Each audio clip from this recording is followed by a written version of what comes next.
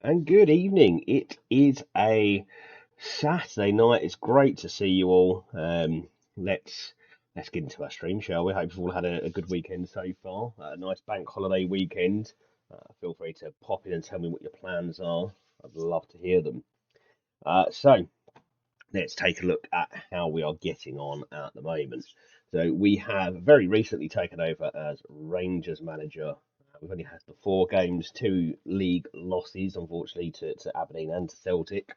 But we did get a good win in the Europa League phase, which has put us through to the knockout stages. And we did scrape a win against Arbroath to get us through to the quarter final of the Scottish Cup. We start tonight with a game against Leicester. We've got Hearts and Dundee before the January transfer window ends. We are looking to potentially make one or two signings in that period of time to try to get us that little bit closer to a title winning squad. We are very much after the title in this in this season, ideally. Although those 2 losses to Celtic and Aberdeen haven't done us any favours. We're now 9 points shy of Aberdeen, and our aim of qualifying for the Champions League is slipping away ever so slowly. We do have 15 games, however, left to pick it up, and we have plenty of time to get ourselves back up to where we belong in the table. So let's start continuing.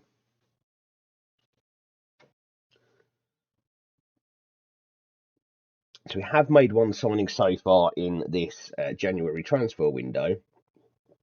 Gareth Fagan joins us on loan from Man United until the end of the season. He is on the transfer list and is certainly someone I'm looking to target in the summer. We just need to try and get him on side first and hope that we can get that asking price down because £39 million is well beyond what we can afford. We have a transfer budget of 6 million, £6.5 million, and we've got about £45,000 left in the wage budget, so we don't have a huge amount of room for manoeuvre. And as it stands, we're struggling to find that one target, that person who's going to make us complete. I'm hoping Gareth Fagan can do that. We do seem to just lack a little bit of quality going forward so far. We're not finishing many. We do have Lorenzo Colombo, who is a twin, has got 20 goals so far for Rangers, and nothing really from elsewhere. Musa Barra has a few. Hurtado, who's a backup for Colombo, has a few. But ultimately, we're not big on scoring goals. So, hoping that Gareth Fagan's introduction can change that. He has scored in his first game for us, albeit only against Arbroath. And so I'm looking to potentially bring in a left winger as well, who may be able to add something. Although I do have Sarmiento, who is a very good option and has a number of assists already so far this season. Outside of that, I do think we could potentially do with strengthening at centre back. So we'll see what falls on our lap. So far, I've browsed the market and nothing really has taken my fancy. So we're going to do a bit of deadline day shopping, I think, and see what our scouts can come up with for us. In fact, what we might do is just get our director of football suggesting people. Let's have a look at someone who is, we said left wing. We'll have a look at centre back as well. Not so far convinced by a goalkeeper, so let's have a look and see. Don't know why you can't select all of these and scout them all with one button. Does seem like something of an oversight.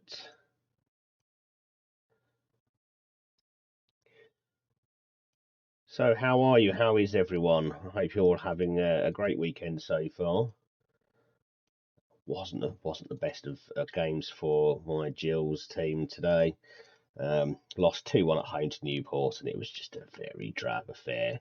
There was lack of quality. Everyone looked absolutely exhausted. Even the crowd. We had 8,000 people in, which is very good for Priestfield.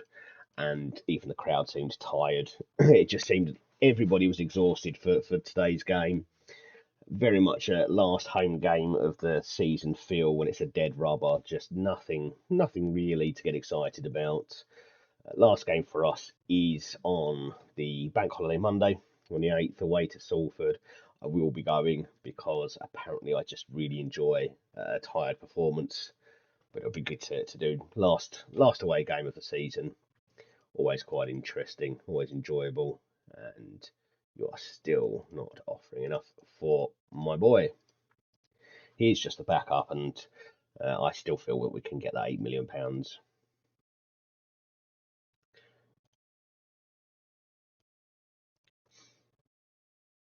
And there were goals all over England, weren't there today?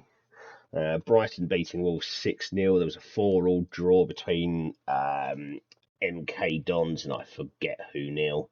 Who were MK Dons playing? McDon's. Oh, Barnsley, yeah. Ipswich 6 goals against Exeter. Uh, just goals everywhere. I think yeah, it was a combination of some teams with lots to play for, other teams with not so much to play for, and well, Ipswich I think got promoted today, didn't they? So that must have been quite a lot of fun for the home fans there. 6-0 win on their own patch, 2 go up. Well, doesn't get much better than that. I can only hope for something like that next season. How did your team get on? Happy, sad, playing tomorrow because it seems most of the Premier League doesn't play until tomorrow.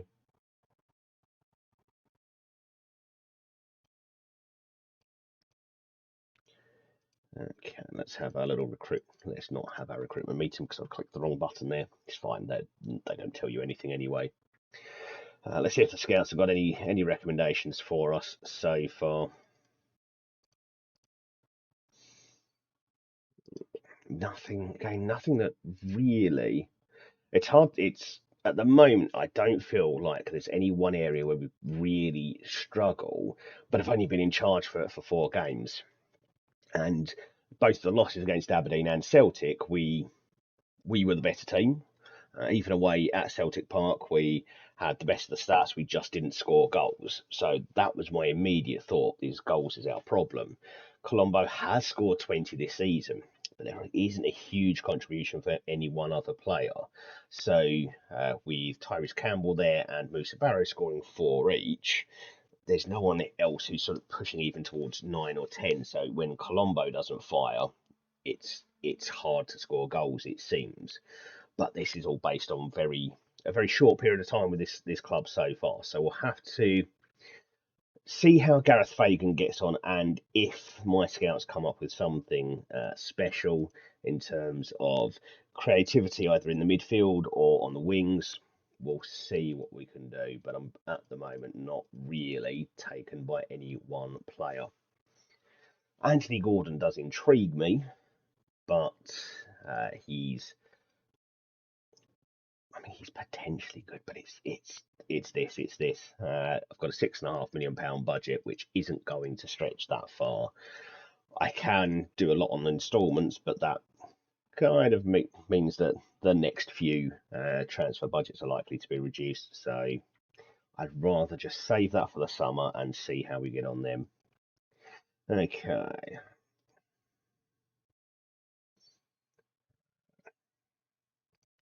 let's keep this quick.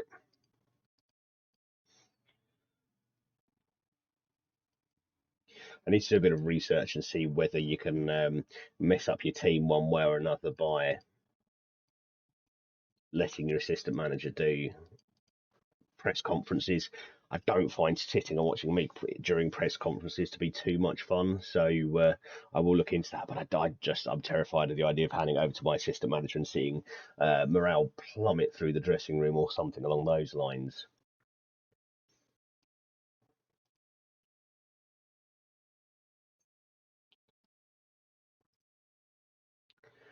Okay, so first up we've got Leicester in the Europa League group phase. I think it's the last game of the group phase, and we are already qualified.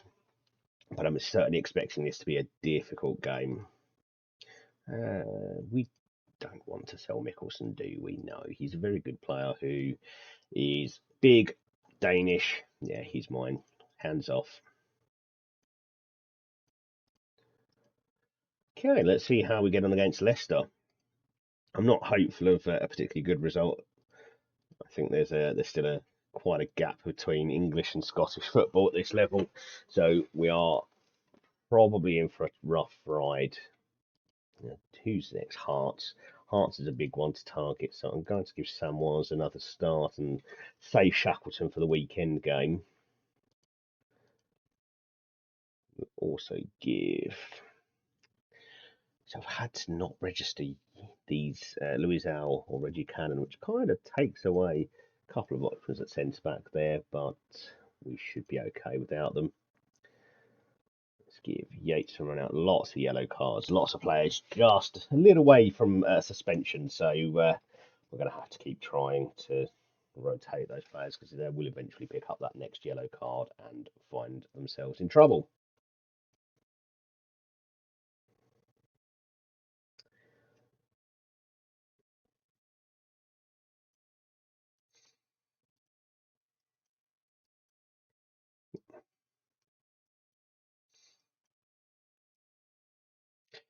Feels like the right way round for that midfield.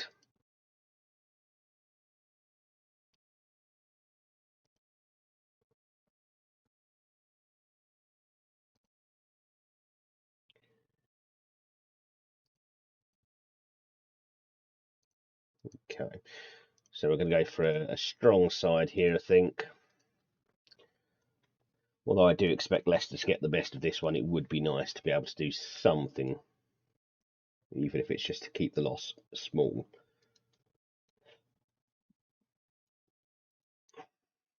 I surely can't only have 6 people who can go on the bench. That's not very good at all. Okay, we're going to have to get some youngsters onto the bench, aren't we?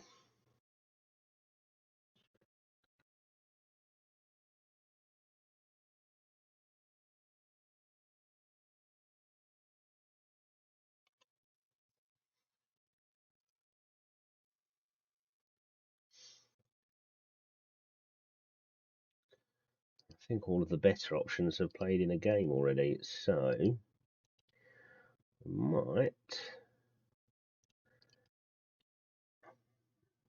end up with a pretty poor bench.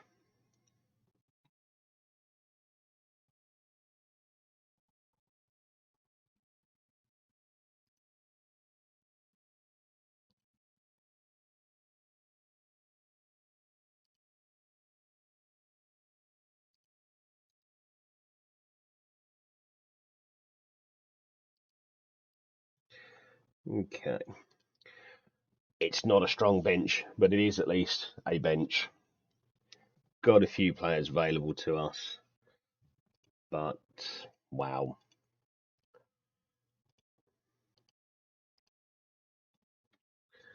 Okay, here we go. First game against Leicester. We are hoping more than expecting some kind of points here, and is very much hope rather than expectation.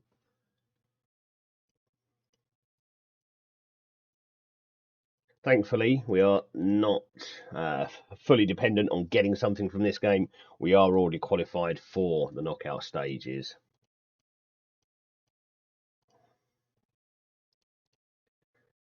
But it would be nice to take this game and use it to help propel us forward. We do have a league game against Hearts coming up, and it would be great to be able to take a bit of momentum into that. And that's a good shot from Cast. We've got Sarmiento now in the box, and Wan-Bissaka now of Leicester clears lines for Leicester.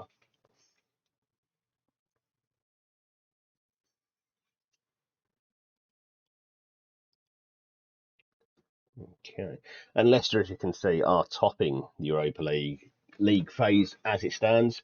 So it goes some way to show just how good a team they really are, at least compared to the likes of us, struggling way down towards the bottom of this. Here we are with Cast now out wide for Samoas, who's I think only had his second or third start for me so far. Has got the ball back and has lost it. but Cars does bring it back. Cars, who was with me at Dundee United. Mickelson now back into Yates. That's a big long ball out that Wan-Bissaka clears, but we are pinning Leicester back quite satisfyingly, and it's a good attempt. That is close. That is close. Leicester now with a corner. And let's see if this... No, that's a good clearance. I thought it might ruin everything we've done up until this point, but... Oh, well, I was wrong. It does, in fact, ruin everything up until this point. Hey-ho.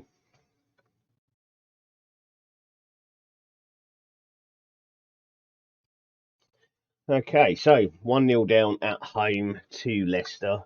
I don't know if we can call that against the run of play, but the couple of highlights we've seen already seems to be in our favour. We just don't seem to be creating a great deal at the moment. Let's see if we can do something from a throw in here, deep in the Leicester half. Cast crosses it across and it's headed clear out for Yilmaz, back to Mickelson. And we're going to just slow the game down a little bit here. Look for that opening. Sarmiento heads it through for Colombo, and Colombo has a very good chance that he just puts wide.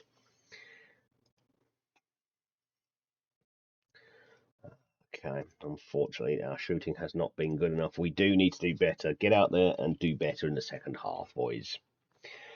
So we do seem to be mixing it up quite well with Leicester so far, despite my fears about being absolutely dominated. We're showing we're not pushovers, but once again, despite having the best of the stats, the goals are not going for us, and we nearly put the ball in the back of our own net there. That's not how you're meant to do it, gents. Okay, I think we're going to have to look at our first sub or two at the moment. We need to change something to try and grab that goal.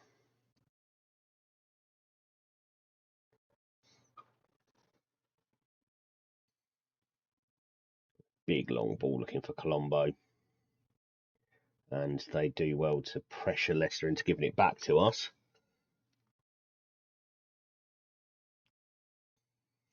A bit of tiki-taka football here, trying to draw Leicester out to create spaces in behind. Colombo, Sarmiento linking well there. And Sarmiento's put it just wide of the post. Well, this is getting a bit frustrating now. And we've got an injury to Yilmaz. That is just fandabidosi. Okay. Let's take advantage. Let's try and make a couple of changes to hopefully boost our chances. Kowski can come on there. Bernardo is my best player, but he's looking exhausted. I'm going to try and eke a few more minutes out of him before I have to drag him off. We'll encourage the team because I do feel that they've done quite well, but they just need to get that last piece of the puzzle. Piatkowski now, Tyrese Campbell, Colombo, that is good, but is he offside? It was a good move, but Colombo did look like he may just have been a smidge offside there. But if this is anything, no, it's nothing. It is not anything. Well, we've not had the most fortunate of starts as Rangers manager. Alright, let's get Shackleton on as a box-to-box midfielder. And I don't honestly have a great deal left on the bench worth mentioning. I'll encourage them one last time. Encourage. And we'll see if we can grab that equaliser. It would be deserved in my eyes. We've certainly not rolled over for Leicester here. And it's another chance that we've just not taken advantage of.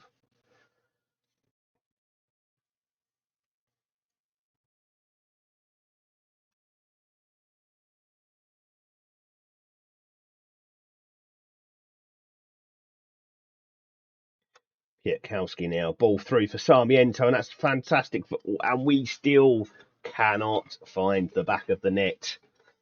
We have been all over Leicester, and it looks like we are going to lose undeservedly to me. at least, and that's it. There's the final whistle. Well, that was unfortunate, that one. I do think we deserved a lot better than that. Certainly do. That is football sometimes. How long are you out for, Yilmaz? Oh, we'll see. Hopefully, it's not too long. Our options at left back are fairly limited. We've got Thierry Small as our only other left back option, so fairly restricted on what we're able to do. 6 strong. Yeah, so that's quite the list of injuries there. Let's hope we can get through this period without throwing away too many points in the league. I don't think it was that good, actually. Okay.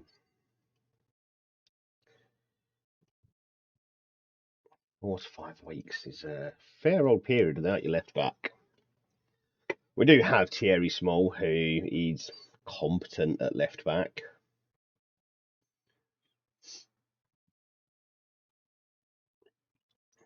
Madsbek Sorensen can play up there and may need to. Although, as a 6'4" man, he's definitely a centre back. He's big, he's a centre back. That's how it works.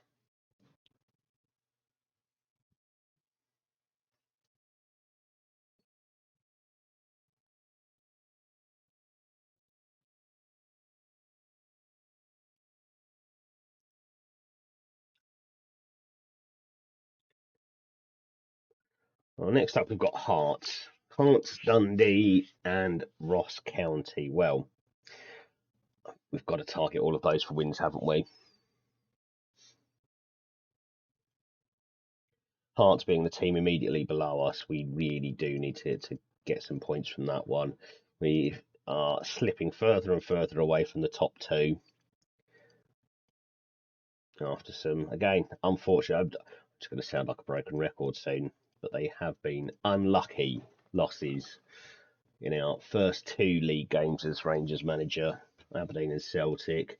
A very unfortunate loss to Leicester there. I think we've played better than the other teams in all of our games so far. We have been the better team. We're just not scoring goals.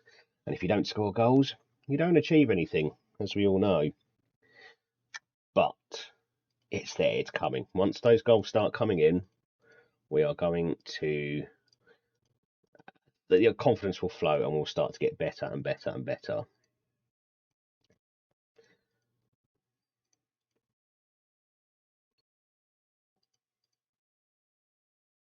Yeah, Terry Small is definitely playing because I don't have any other options.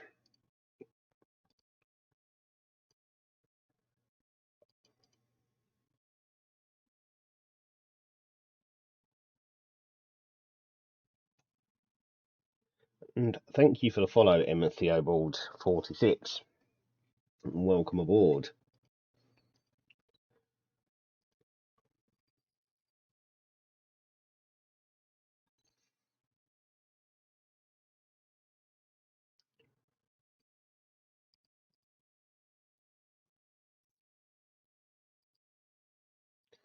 And Fagan is ill. This is getting a little bit silly now.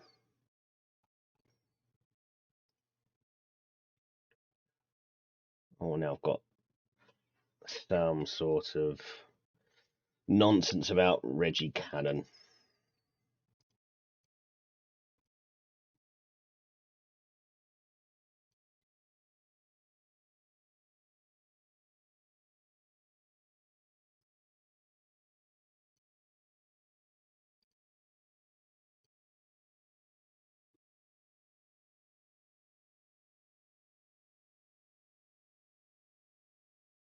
Oh dear.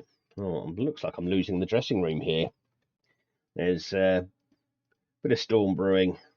Reggie Cannon, who wasn't in the Europa League squad before the break, is still not in the Europa League squad. And that apparently is completely my fault. And the team are very unhappy about that. And as you can see, nobody really wants to be here at the moment. Let's have a team meeting. No, there's no suitable reason for a team meeting. How about you're all rubbish and pull yourselves together? Well, let's hope that we can start to win a couple of games and get them all back on side, because otherwise this could be quite a short tenure at Rangers. And getting sacked means we're probably going to have to start from scratch again. I hope that's not the case, but it very possibly is.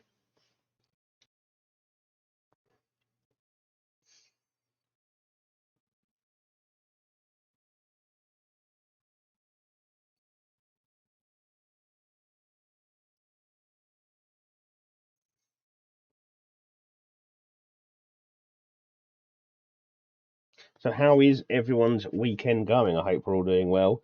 I hope that your team's had a bit more success than mine has tonight. We've lost our first game in, first game at home in about 3 months. We did lose to Bradford, I think it was back in January. And then we turned Priestfield into something of a fortress. But unfortunately, we did lose today after a very tired performance. I think it's the best way I can come up with that. It was, yeah, you could see some legs had gone. There wasn't quite the usual amount of energy from the crowd either. I think it's just been a long season. The first half of the season nearly destroyed our club.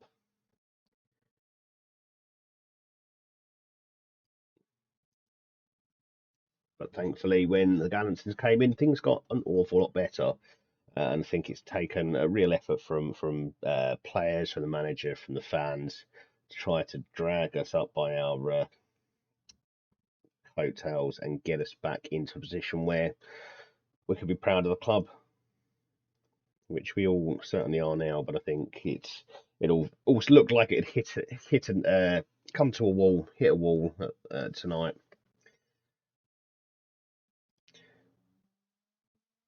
Right, okay, what have we got? What have we got in us?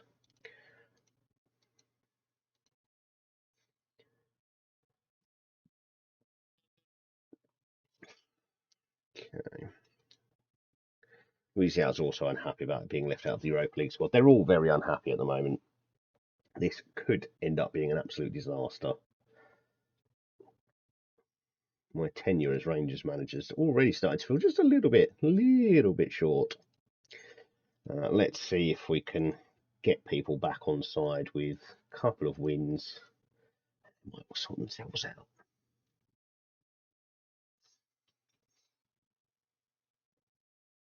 I am, in fact, also wondering whether it's time to try and move Reggie Cannon on. He's not doing fantastically as an option. I mean, he's very much a backup at right back, centre back. I mean, he's a backup for the backups, really. So we might just be better off shifting him on, moving him on. In fact, that is what we'll do before we start this game. I think we'll just try and offer him out and see if we can see the back of him. Right, where are you, Reggie?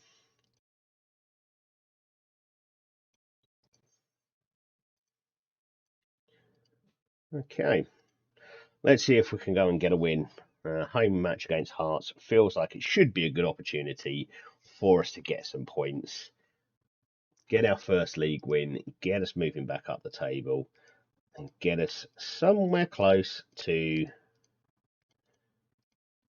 Celtic and Aberdeen.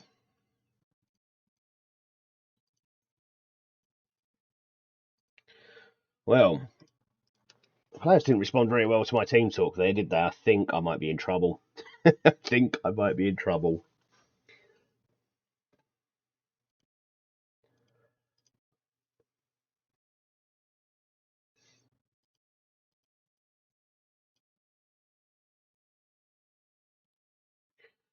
Well, it's been a poor, slow start to the first half. Not a highlight in sight in the first half an hour. We are hoping that another injury. My goodness. Yeah, you're not going to be able to carry on with that. So let's get Musa Barrow in.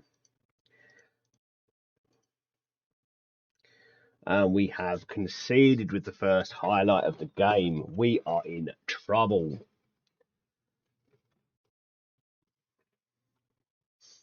When the only wins we've got to show to our names, to put against us at the moment, is a win against Shamrock Rovers and Arbroath in the Scottish Cup, and nothing else. We are certainly in a rough way.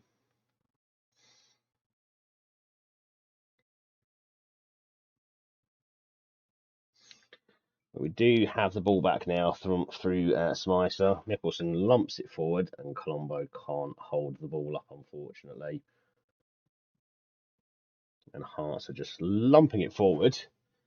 Big hoof there, but thankfully our keeper mops up. It's been a strange highlight so far. I hope it's going to end in something favourable for us. Sorensen now out to Samwaz.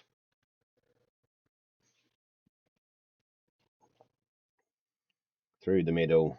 Barrow now. That's a good ball through for Colombo. And he somehow... Oh, I don't know how that squeezed in. I'm not sure what the ref is looking at here. That looked all perfectly fine to me, unless it's Colombo being offside. No, it is a goal awarded. And, well, we have at least equalised at home. Harrison does well. The goalkeeper's done terribly there. Should do far better, but I'm not complaining. We desperately needed that goal, and now we need to kick on.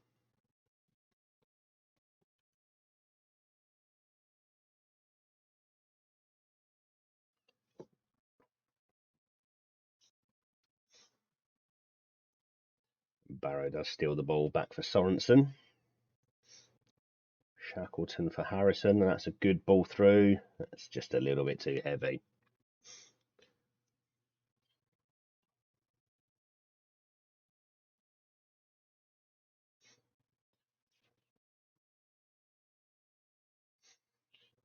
Colombo through for Barrow, and Barrow now has a perfect opportunity to make it 2, and the goalkeeper's there to stop it. Okay, well, that's been a pretty poor first half, to be honest with you. I'm going to give you the not happy. I expect a lot better. At least they're fired up from that.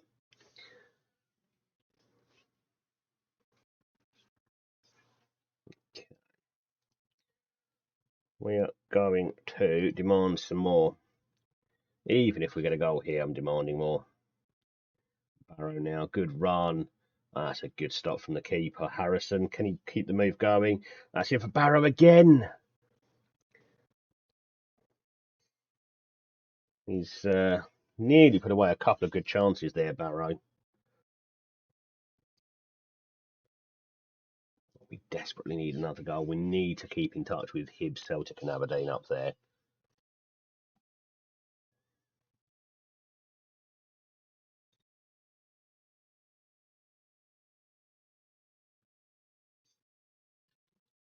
Bernardo now. Can he find someone ahead of him? Harrison's making a good run. And that's a cracking finish from Jack Harrison. He is on the transfer list, I believe. At least my predecessor, I think, had him on the transfer list. But he's done okay for us so far. A couple of goals here, certainly helping the cause, and that stretches us just a little bit further ahead of Hearts and Dundee United. Corner comes in, cleared only as far as Colombo, who puts it in for Shackleton. Yates now, good play around the edge of their box. We take the safe option. Samwise with a driving run forward, though. They're going to look at a penalty, but that's never a penalty. That's well outside the box. But referee, if you fancy giving it to us just because, we will be eternally grateful. No, unsurprisingly, no penalty given. Right, Bernardo is exhausted, so we'll bring on Cars. Mickelson for Louisiana. I'm not bringing on Reggie Cannon. He can just sit there until he realises the error of his ways.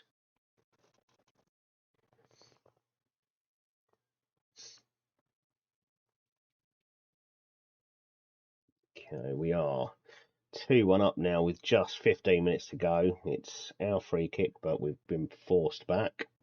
Harrison recovers and puts it forward for Shackleton. Well, Shackleton battling to keep hold of the ball, but just about loses out.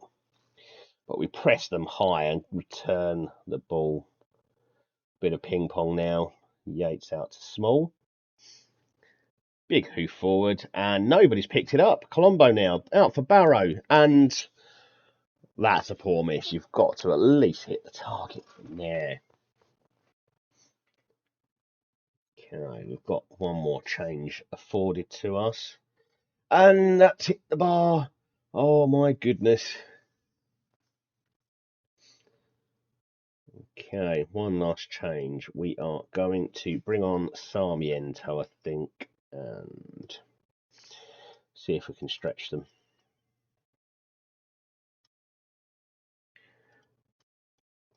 He's got a bit of pace. He can at least make them think twice about coming forward in too many numbers, I hope.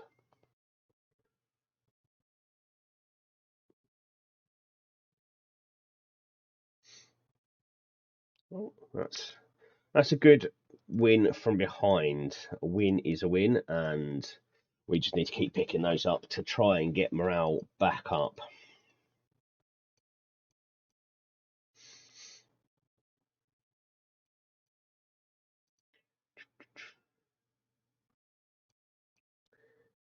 Okay. I think what we might have to do is the nuclear option of praising everybody's conduct. Right, oh, there we go. So offers coming in for Reggie Cannon Empoli have given me something to negotiate. Let's see how willing to negotiate they really are. That would be...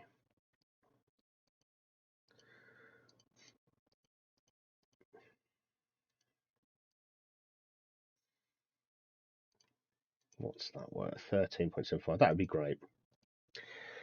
Okay, let's see if we can get you to play ball a little bit. Come on. What about 12 million? Is that acceptable to you guys? Excellent. Right, 12 million is the bar set so far. Okay, and we're going to reject all the rest.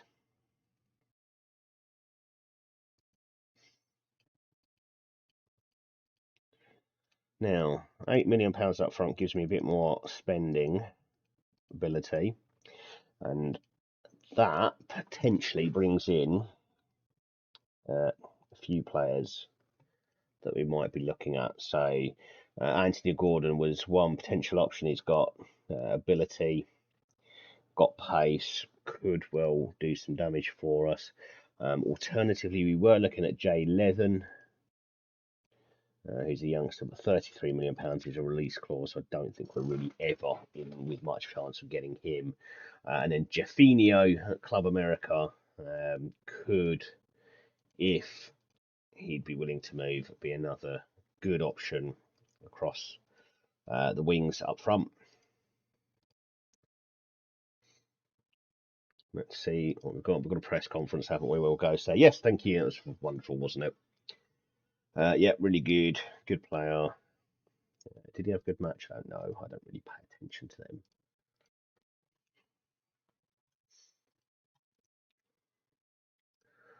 Oh, goodness, right. They weren't offering enough money. Oh, God, they're all very naughty, aren't they? For 12 million, that's what I'm asking for. There's the bar.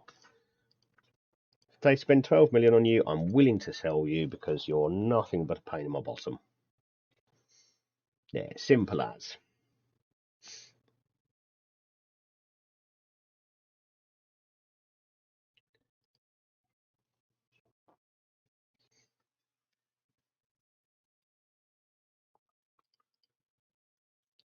Okay, Dundee away. That should be another one that I'd like to think would be fairly comfortable, but we've not had any comfortable games really. We've been the better in many games. The ones that we've won, aside from Shamrock Rovers, we have scraped, including a game against Arbroath that we should have been far better in, but we conceded 2 goals from absolutely nowhere and gave us a nervy few last minutes.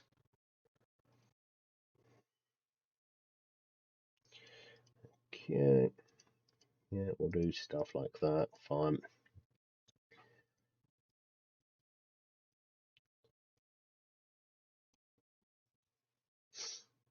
Yeah, I'll put them on the loan list. Why not? Let's go get them some football somewhere.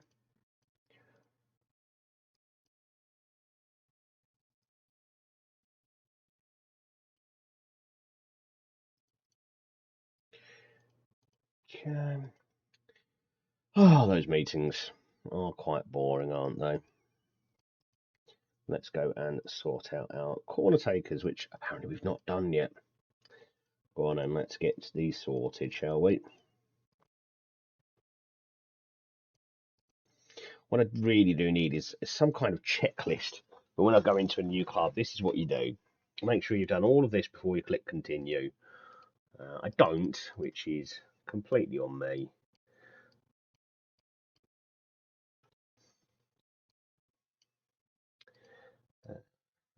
You are probably option number 2 there, aren't you? Okay, right, that's that sorted. Now, have I set up my corners? Not yet. Okay, let's load these. See, this is where it's all gone wrong. Yeah, posters, far post, perfect. Got my defensive ones on. Free kicks, we've got those.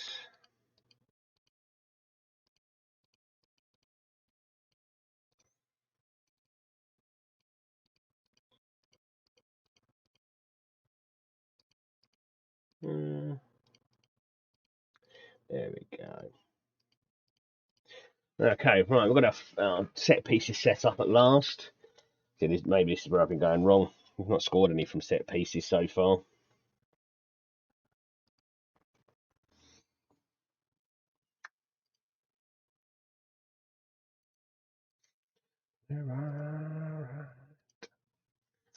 Hmm.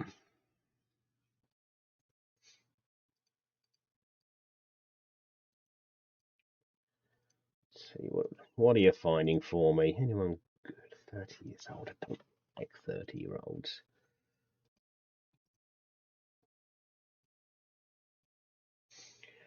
You are a very good centre back option, aren't you?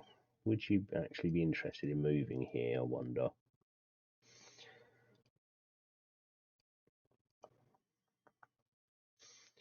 Very good header, 6'4".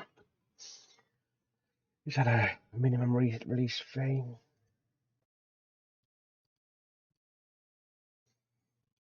Okay. Well, hold on to that, but you are going on the short list. I'm not sure if I do want a centre back at this point, but you are a very intriguing option.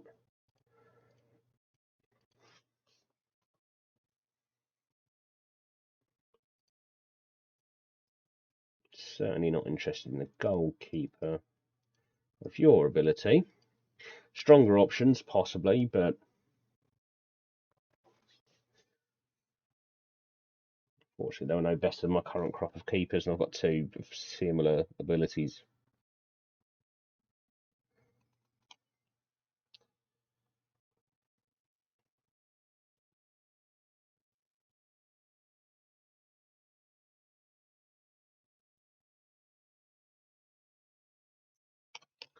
Okay, we've got a draw. Here we go. We're just going to click through.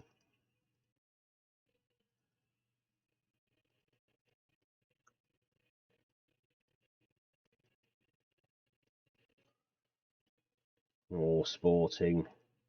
That's a tricky one. We've already played Sporting this season as Dundee United, and it did not go well. We lost the home leg and won the away leg, and they went through fairly comfortably by 2 goals or so.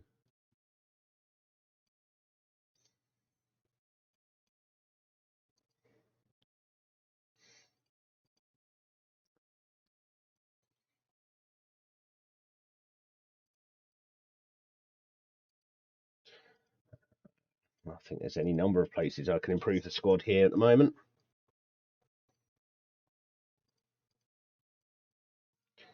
Okay, Team still hate me? Yeah, good. That's good to know. Okay, so when do we play this? In February, so home and away. Okay. So we've got Dundee, then we've got Ross County, and then we are inviting Sporting Lisbon to come and join us at Ibrox. Let's hope that's a chance for us to grab a few points, shall we? Grab a few points. What am I talking about? Let's hope that's a chance for us to actually extend our journey into Europe a bit further. Anything to try to get this club's morale back up. And what did I say I was going to do? I was going to go and praise everyone's conduct, and yet. Have I done that? No, of course I haven't done that. Okay, we'll do that at the next stop and play, I think.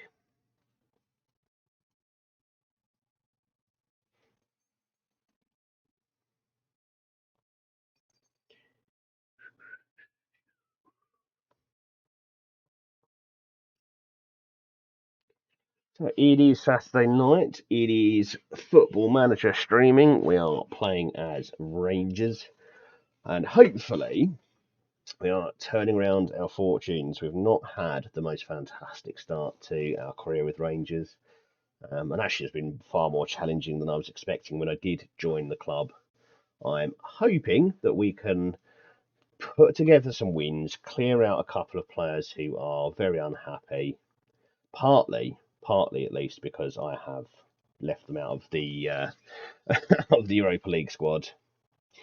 Duck God of Quack, great username. Welcome to the stream and thank you for the follow. I hope you're having a great evening so far. Hope your weekend's going well. We are going to take part in deadline day shenanigans because we want rid of one of our players, and hopefully we can use that to fund some promising talent coming in to the club. And just looking at it this way, it's quite possible this young lad is well beyond our purchasing, but I'm not sure if I want another loan player. We've already got 4 or 5. Makes me feel rather stripped down for next season if I am just purely loaning players in. Outside of that, what else have we got? Scouted players. What have you got for me, guys? Okay. Ability. So you might be the one. I'm not sure a centre back is really what I need, but I do just need some quality. Have brought Gareth Fagan in. He's had a couple of injuries for the last couple of games. We've not really been able to get anything out of him. Then we've got Jeffinho, who, again, potentially could be another option. Central midfield might be something we could do with strengthening a little. We've got some good options at defensive mid. Jamie Shackleton, I really wanted to use as a right back, but he's currently filling in at central midfield. He's very versatile, is Jamie. Bernardo is it's head and shoulders above the rest of our midfield. Could do with a real solid box-to-box midfielder backing him up there while he tries to direct the game.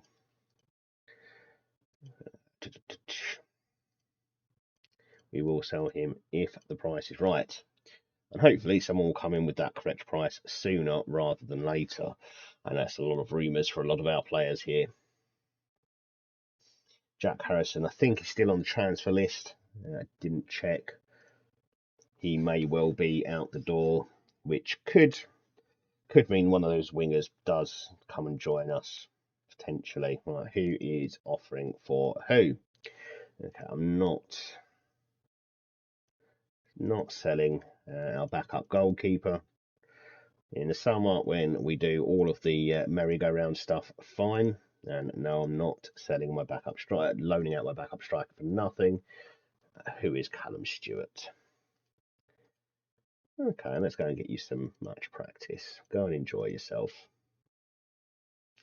Well, that transfer budget's not going up. What I'm going to do is I'm going to... Actually, is Jack Harrison still on the transfer list? I did take him off. No, I took him off. So, let's assume we're not going to sell any of our wingers at the moment. So we're going to focus on either a step up in that position, left or right wing, or we're going to go for our centre back option in Felipe Relvas, who has all of the, 19 heading, 17 jumping reach, 6'4". He feels like he should be someone who would come and do a job for us. So let's see if we can structure an offer around selling Reggie Cannon. I think we've got £8 million as part of the deal. So if we say we'll do £13 million up front and we'll do 2 instalments of 2 million each. Let's see if they want to play ball on that. Perfect. Okay. Let's see if that can get us the centre back of our dreams.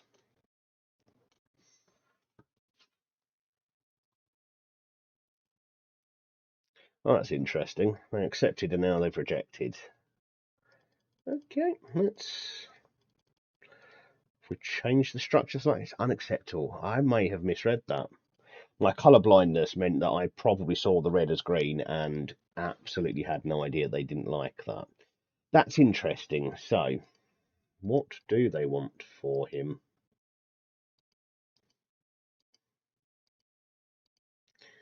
Okay, well, I'll make the offer and see if they are willing to negotiate on this somewhere along the lines.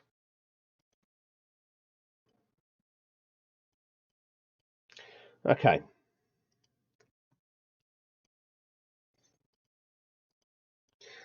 I wonder if they do want the full whack up front. Why do you want to leave? What have they done to you? We don't know enough about you to see that.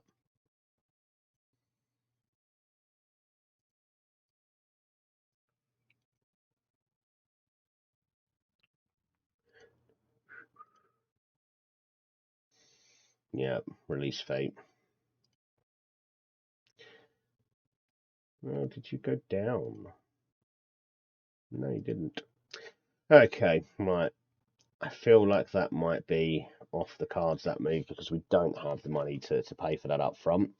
So we shall look elsewhere. Let's have a look and see who or what is on the transfer list at the moment.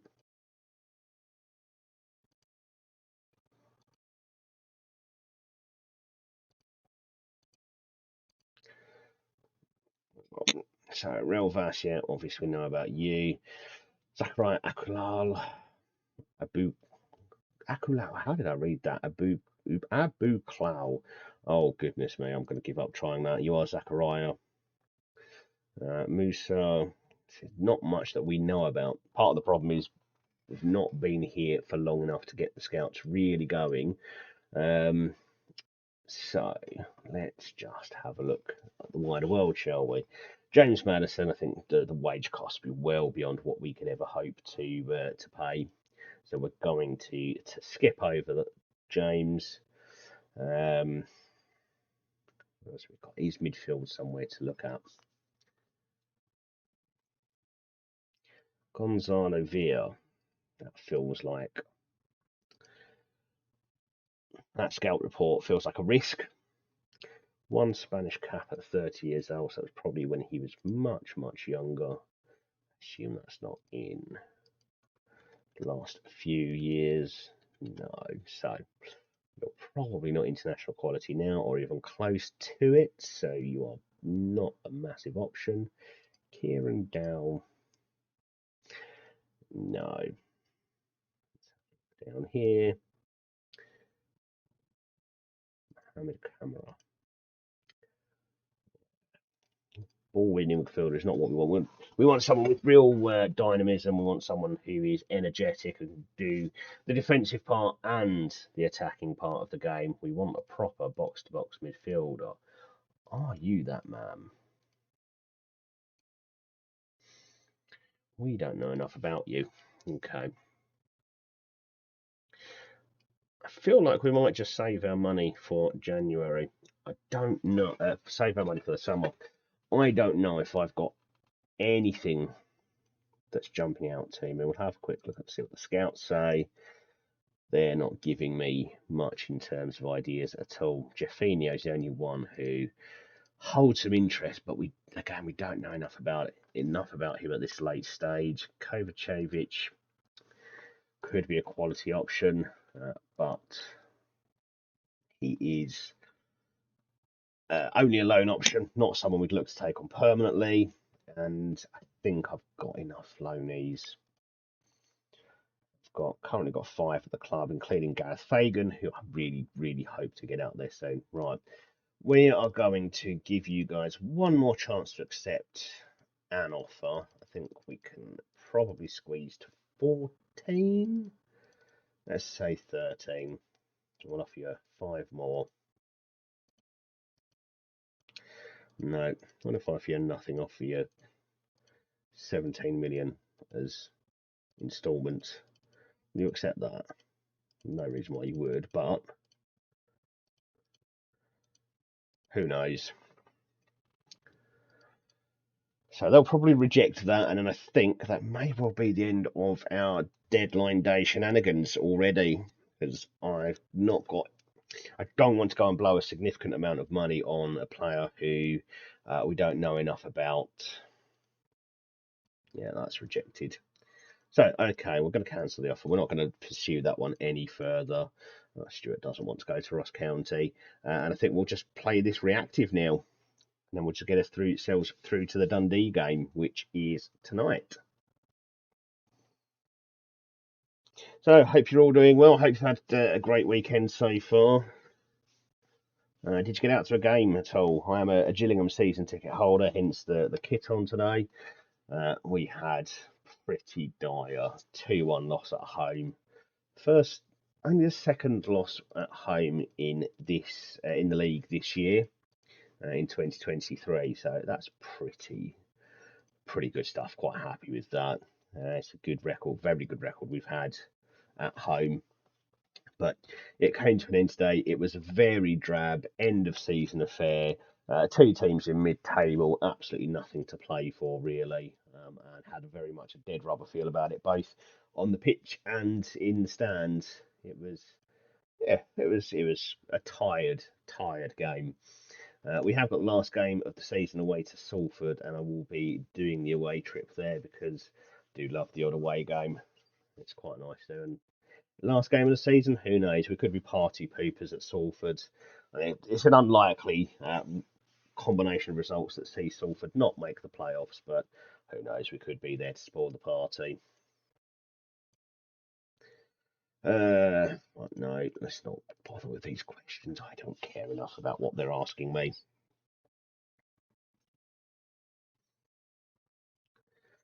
Oh dear, you've rejected the offer. That's a problem, isn't it? Let's see if anyone will offer 12 million for you, Reggie. Because we're getting mighty close to that deadline, and I need you out of the club because you are upsetting players. Nope, don't be silly.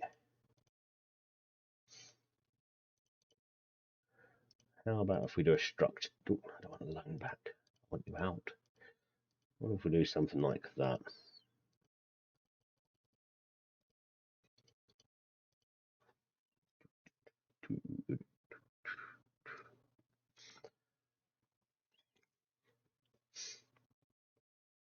Hope everyone's enjoying the music mix. I've gone for quite an eclectic mix. We've got classic rock, we've got some indie hits, we've got a festival something or other, just a mixture. All right, no one wants you.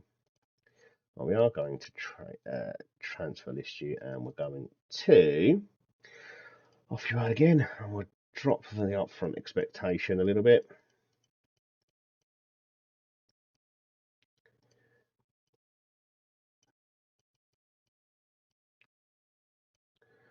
Okay, let's see if we can get 12 million.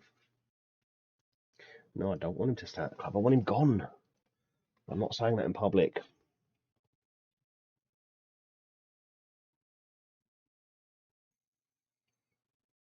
Here we go. Offer starting to come in. Don't mind paying some of the wages just to get him off the bill. I don't think I desperately need to do it now. We'll see how it goes.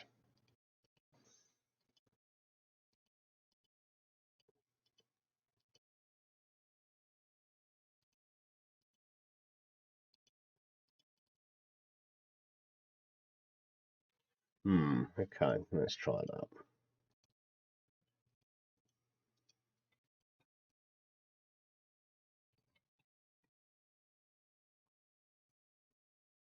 Right, now, see, all of your bids are now just coming in to annoy me, aren't they? Let's just go with that and see what people do. See if we can get someone to do a negotiable offer, and then we'll just take the best one we get there. 10.75 million probably isn't so far away from what I'm asking for that I should be declining every bid, but desperately want to get out of 12 million just because that's what I've got my mind set on. No other reason.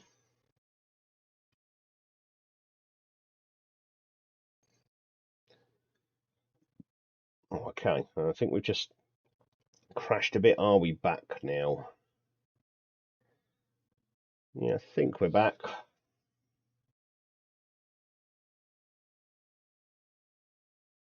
Are we properly back though? Are we back?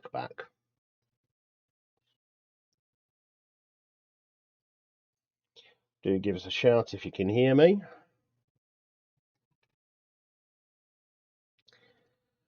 Okay, what offers we got? No, we're getting silly bids coming in. Okay, we're going to go out again, and I think if we accept if we get any offers over 10 million, I think that's what we take. I've got to be sensible with this. His unhappiness at the club is probably worth getting rid of him for that £1 million less or whatever that ends up being. Okay, what are you offering? Yeah, you bastards. Okay. Right, we're going to accept both of those offers, I think. We are going to offer it out again. Just go straight 12 million and see what people do. But I think the time for trying to get a few extra pounds is gone. We just need him sold now.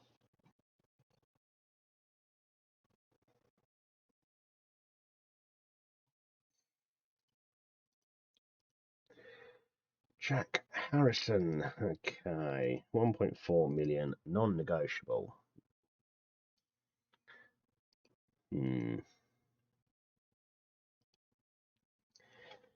So, just as I say, I don't think we're going to be seeing the back of him. We get an offer in. Now, what are you like in terms of contract? When does your contract run out? Got another year on it. I've got another year on it.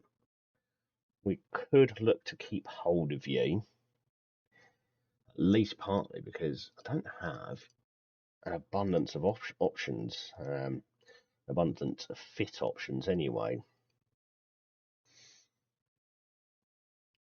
But once these guys are back, you probably are way down the pecking order.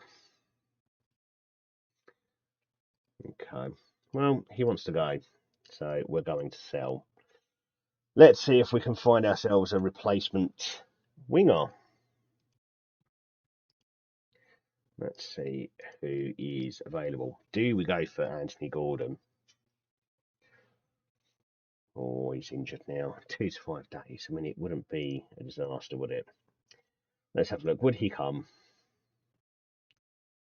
That's insane wage request. Absolutely insane. Okay.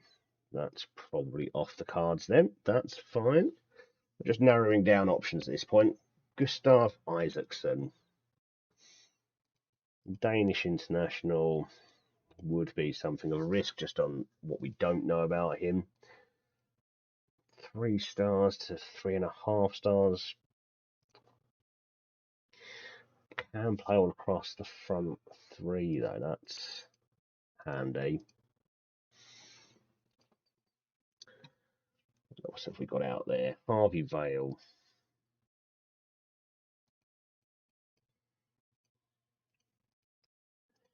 Bit younger than the Danish guy, Isaacson, so got that going for him. Ability-wise, probably doesn't look that much between them. I think Isaacson has a bit more pace. Not really. And the mentors look all right for both players.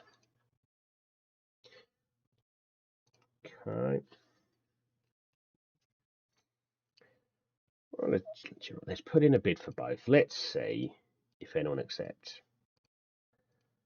Okay. He's looking for big pay, so we'll see. What about our boy at Bournemouth? What are you looking for? You're far more realistic. Okay. Right, we are going to do a thing. I'm going to put in a bid for both and see what we can get accepted. I think for you, we're going to start with about 8 million. Let's see if that's acceptable. It's okay. All right, we've got a bit of negotiating today. I don't want to pay as much as you're asking for, but happy to try to come to a compromise. You're still well off there. Okay, we'll make 9 million for now and wait for them to come back to me. And Isaacson, you are definitely the more expensive of the two.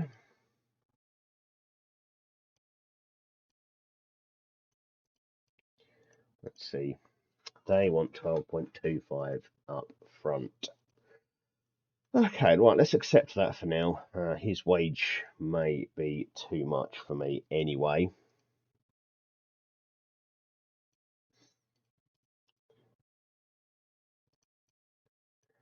Really fancies himself, doesn't he? Okay, let's do this.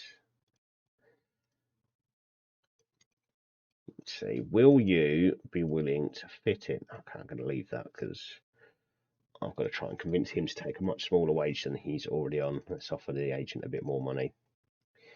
If I chuck a bit more on your appearance fee there, would that make you feel any better?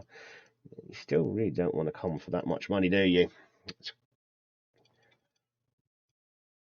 Well, okay. So we've got acceptance. I don't like the salon fee, but that might not be too bad. We're just going to hold off for the moment, though, and see if Harvey Vale's offers accepted. If not, then Gustav Isaacson is probably the man we're bringing with us.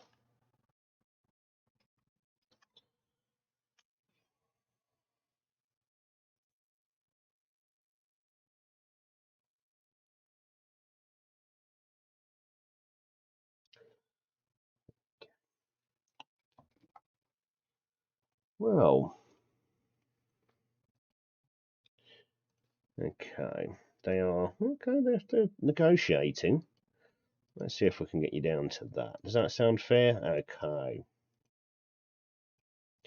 Right, Harrison is gone, meaning we do need that replacement. And Cannon is gone. So long, Reggie Cannon. Well, hopefully all of these boys now will just be quiet. Now we've got rid of him. Do we want to look at a replacement in his position? They've covered it right back, which Shackleton can do. I mean, is another right back something we'd look at? As it stands, Piatkowski can also play that right back, right? I don't know. Look and see what's immediately available. Do we have anyone we know who's of the right sort of quality? Bearing in mind we have probably spent most of that Richard Cannon money already on one of these wingers coming in. Haven't decided which one I want yet. Connor Bradley is probably the best option out there at the moment.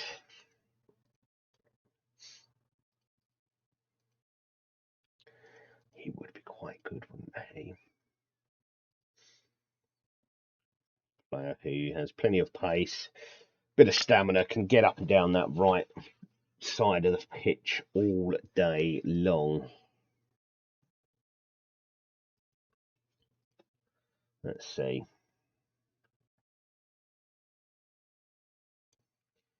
What have we been given? Okay, I'm up to 12 million. So my two transfer offers are, I think we've gone 12.25 million straight up front for Isaacson, haven't we? So that would be all of it gone.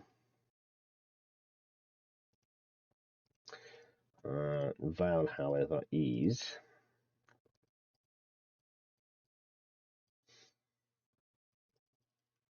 a cheaper option.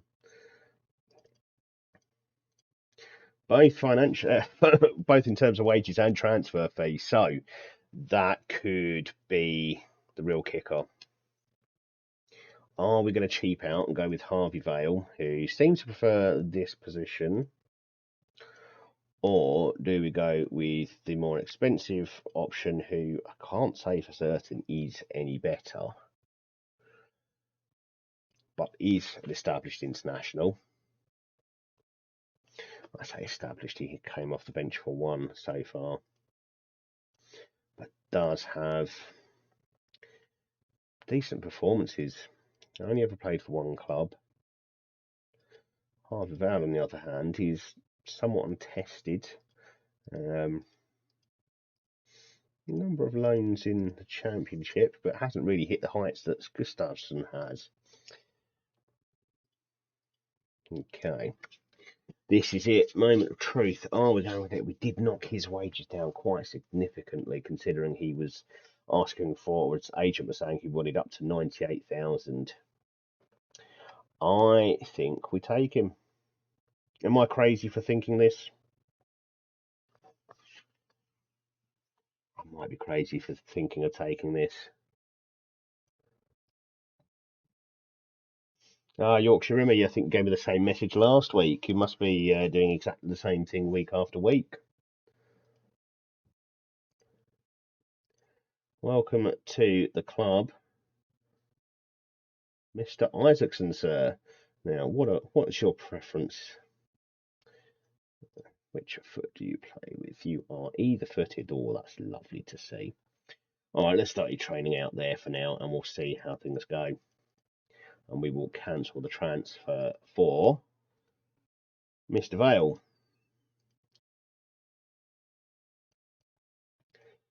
Okay. So we've got someone up front or up on the top end of the pitch who I'm hoping is able to add to the goals that we're not really producing at the moment. Who knows? If we keep trying, we may get something.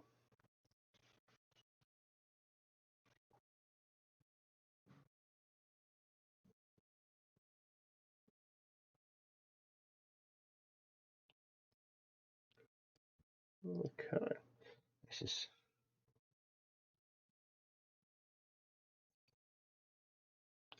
interesting song.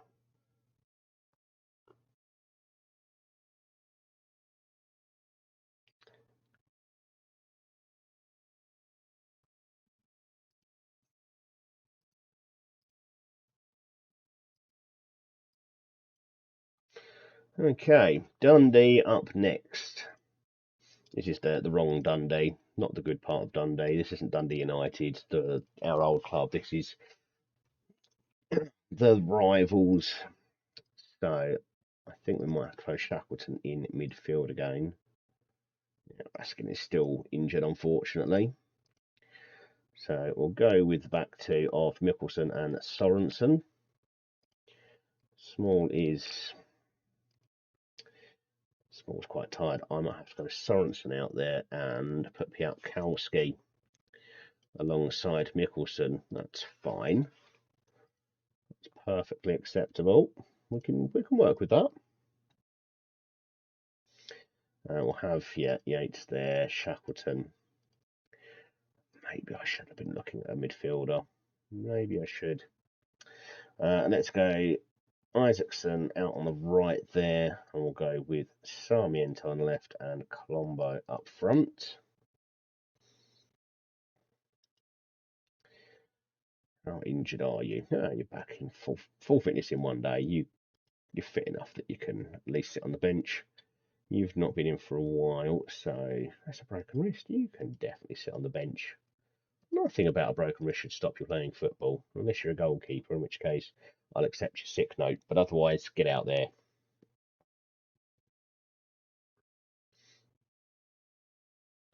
I was beginning to wonder if that was Fraser Campbell. Fraser Campbell. Okay, Alex Lowry, you can come and sit on my bench.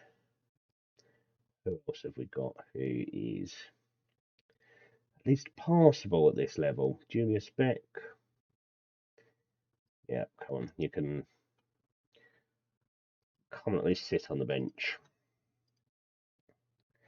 And you can have number 7. Well, it's Saturday night. It's halfway through the weekend, a nice bank holiday weekend for us in the UK. How are you planning to spend it? Have you got much planned for tomorrow and Monday? Are you hoping, like I am, that we just have some good weather? So I've been at the football today, following my Gills, and tomorrow night actually I'm at the back at the ground for the Player of the Season awards dinner, which will be first time I've done something like that, so that'll be quite a nice change of pace. But how about you? What are you up to?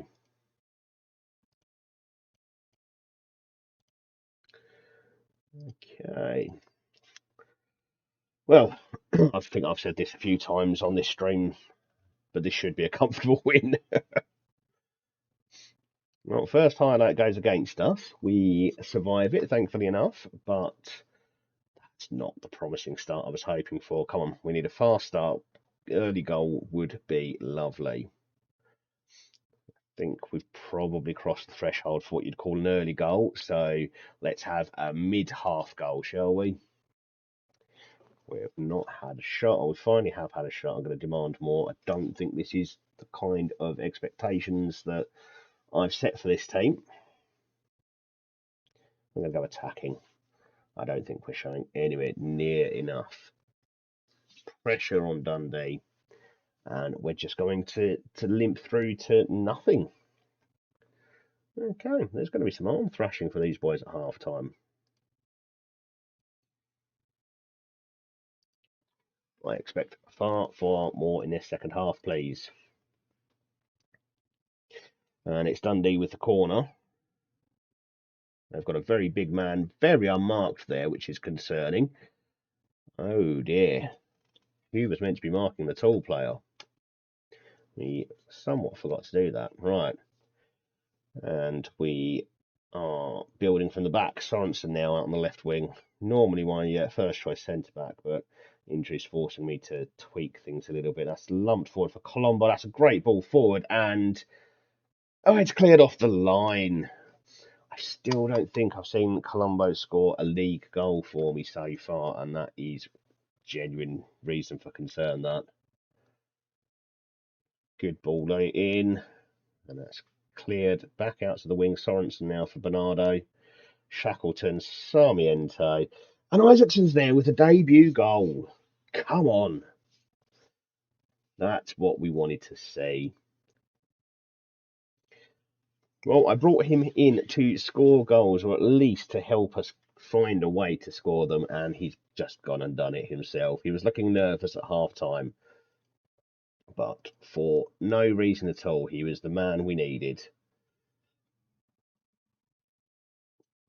That's a good clearing header. Yates now steals the ball, lays off Shackleton.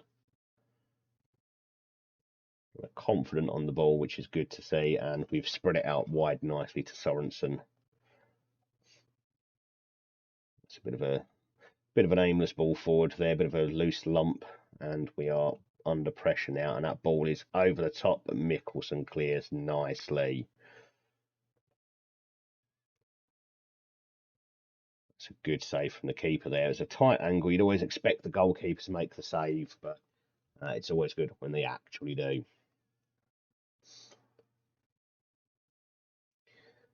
Dundee are not making this as easy as I want them to make this. I do wish they'd just let us have the ball a bit. I had 20 shots. I mean, the XG is still very much in our favour. So their 20 shots have not been particularly dangerous, but they're doing what we should be doing, which is just constantly applying the pressure. I'm going to take off Sorensen. Actually, we're going to leave Sorensen on. We're going to shift things around and bring on Thierry Small. Samwise can come off for Mackenzie Cass. And Colombo's really not had much. I'm going to put Barrow up front, actually. Let's see what he can do in a central position. Okay, well, we're back with Sarmiento. Oh, Isaacson's gone down. Oh, please don't be a real injury. Okay, we're going to have to take him off. That's enough of an injury for me to get panicky. So what options do we have? Not many. I may not have thought this through. Right, Alex Lowry is going to play as a inverted winger. Probably not what I intended to have to bring him on at any point. No, let's bring on Hurtado. We'll do this. And let's leave it there. Okay, let's see. Can we hold on for a 1-0 win? Yet another tight win. We're not blowing teams away so far. We are going to play some time wasting to try to just see this game out. But we're not blowing teams away just yet. Part of it is I kind of ruined the team atmosphere by not giving people Europa League squad places that they might have liked. But we have sold on a couple of players which should start to settle the team dynamics and give us a bit more morale in the dressing room. And even though it's looking like we might just scrape a tight win here, a win is a win, and that does boost the morale, boost confidence. And Sarmiento very nearly wraps that one up for us. Not quite, but it was close.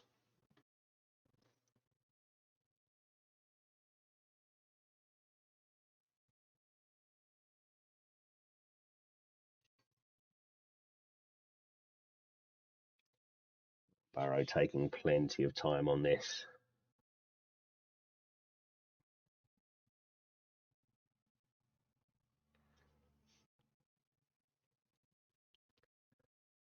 Okay, I think we are just about going to scrape the win, and we do exactly that.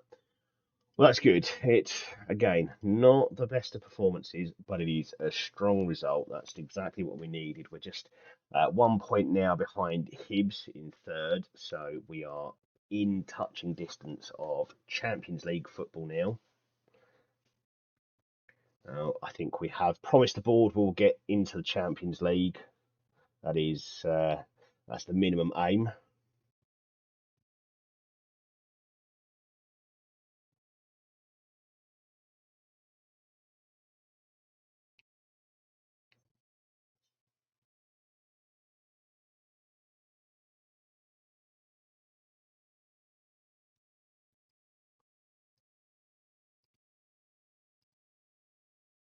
Okay, yeah, we definitely did get lucky in that one. So yes, we are now just a point behind Hibs, 5 behind Celtic, and 9 points behind Aberdeen, who are flying at the moment. Hopefully, we can stay in touch with them as we go into the championship phase of the season and take advantage of what will be tougher games for them against the stronger sides. I don't know who Nestor Niamsi is. Are you someone I want to sell? Yes, I think we can agree to that one. Not that silly price. Let's try that. Okay, that's acceptable. If you make profit, we get half of it. Brill. Isaacson injures himself on his debut. That feels like a very Rangers sort of thing to do. We have a lot of injuries at the moment. Smicer, well, that's the first time I think I've had that in this career so far. A goalkeeper being man of the match. goes to show you just how fortunate we really were in that game. But it is a win. That's the main thing. Okay. So I don't think we've got much in the budget. So we will have a quick look at loans because we've got a little bit of wage budget. But I think there's a good possibility that is our transfer business done, which I don't think has been too unsuccessful so far. What is your centre back? Cypriot could be an option.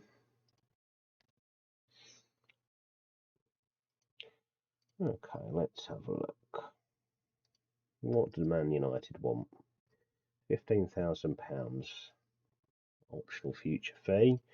And what about you? You're a very good looking player, aren't you? And you want a chunk more. Are you going to be the man to score me goals, create goals? Potentially are. You're quite good. Serbian international as well. A Cypriot international with 49 caps already. That jumping reach is something I'd be quite happy with. Let's see that. Okay. Let's go for a loan signing of a centre back.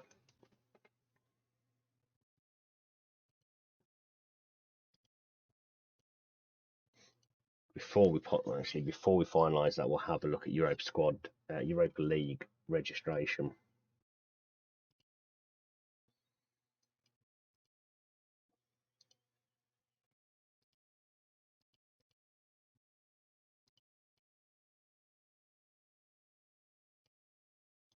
Okay. So, if we have a look at registration, what are we able to do here? Who am I leaving out? Right, let's take the B team out of this nonsense. So we're not putting Isaacson in. We're not putting Fagan in. We're not putting Hurtado in. Oh, that's a problem. I think I actually might have to drop one of these out so that we can make sure we get Isaacson in. We'll drop the goalkeeper actually. We've done that before. And we'll put Isaacson in to make sure that goes. Is there anyone here who potentially could miss out? We've got Lowry and we've got at least one player trained in the club. But actually, no, we do. That means Fagan unfortunately isn't able to take his place, and that's a concern. So, are we more interested? Are we more interested in putting Fagan in, who I think is probably our strongest right wing option at the moment, and really going all out against Sporting, or are we going to and potentially upset Cozier Dubry by dropping him? Or do we say Fagan stays out? We're not likely to win that tie against Sporting and look to keep this man happy. What promises we made? Give him fair playing time. Well, yes, but you're very, very injured. Okay. That changes the whole prospect of this because we're already leaving Louisial out of the team. Or Louisial. If he's out, then we're having to drop another player out, and I don't think that is what we need to do. We're going to cancel the offer. As much as I think he would strengthen the side for the league, or unless we just leave him out. He is a lone player. If he gets unhappy about being left out of the squad, I don't think I worry too much about that.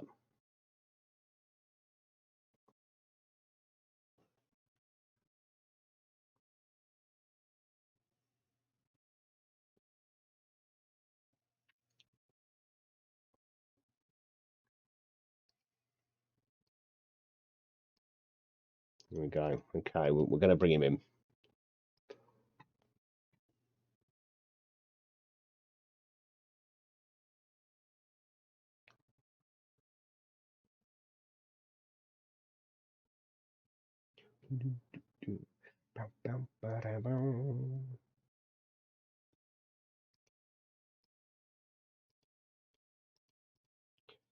Okay, yeah, dynamics has changed now that we've got Cannon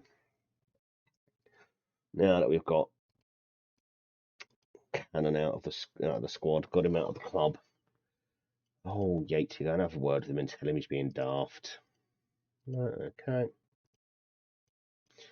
Oh, he's not here to take your place. He's here to help. Okay, so who else is unhappy? So Piakowski now is unhappy because he thinks there's a better player in his position. There is, but I'm not sure. I think he's more of a defensive midfielder in my eyes. Cozy is worried that Fagan will take his team. Probably will. And Hurtado wanted to go to Celta Vigo, but they weren't offering enough money. And Luisal, yeah, already unhappy. Is out of the Europa League squad. And he's going to be unhappy because he's still going to be out of the Europa League squad.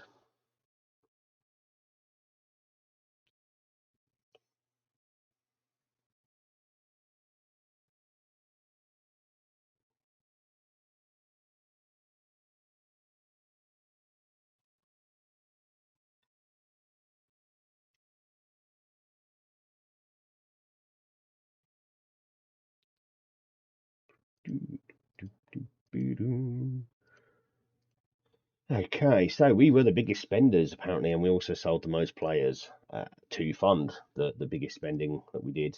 And it was quite an outlay for Isaacson. It was a little bit of a risk, but I'm fairly happy with what I've seen so far. A goal on his debut, and I think he's got the quality to really help us get the best out of our attack. So we go into the game against Ross County. Should be a relatively comfortable game, and he says it time and time again, and it always disappoints. And of course, Defender of the Month. If only we had the money to spend on a player like you. The finances, we're still in the red, so that's good. In the red and black. Red's a debt, isn't it? Ignore me. Yeah, very happy to bring them. Yeah, it's just loan signing. Yes, he could be good. Yada yada yada. He's a centre back, obviously. Well, who am I talking of here?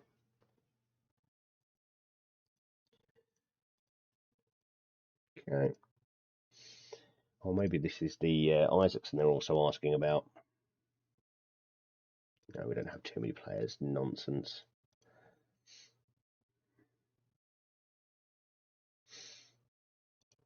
Okay.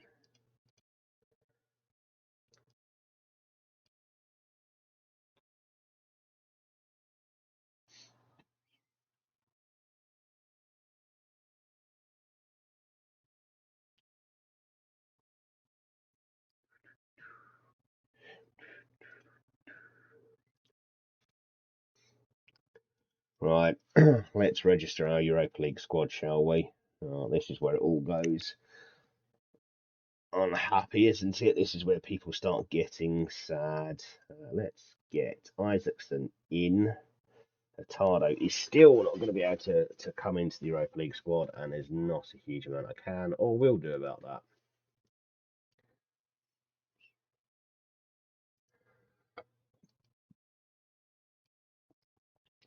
Will Hughes has come back. Interesting. Okay, that's another option in centre of midfield, not for the Europa League because he will not be registered.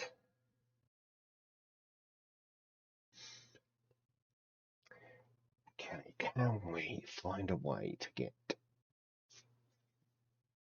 Fagan into the squad? Possibly not. Again, he's a lone player. We're just going to have to do it this way and deal with what comes next.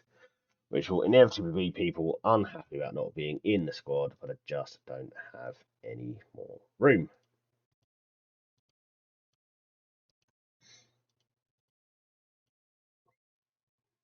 How far are you away? You've still got a bit of progress to make.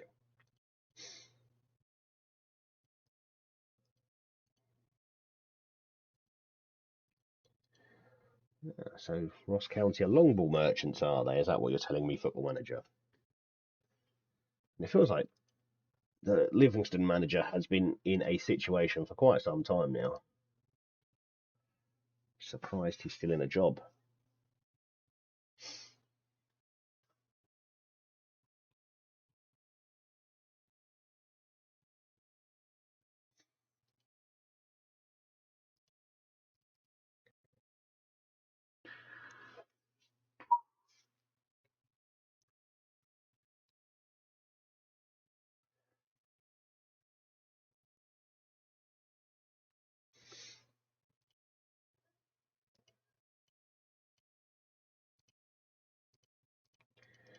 I think it's the first chance I've had to start praising players for training, which is always an important strategy for me because it means they start to like me a bit more.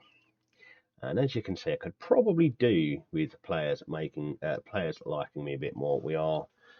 Um, it was a step up from Dundee to United to Rangers, so understandably we are not got the full support of the dressing room.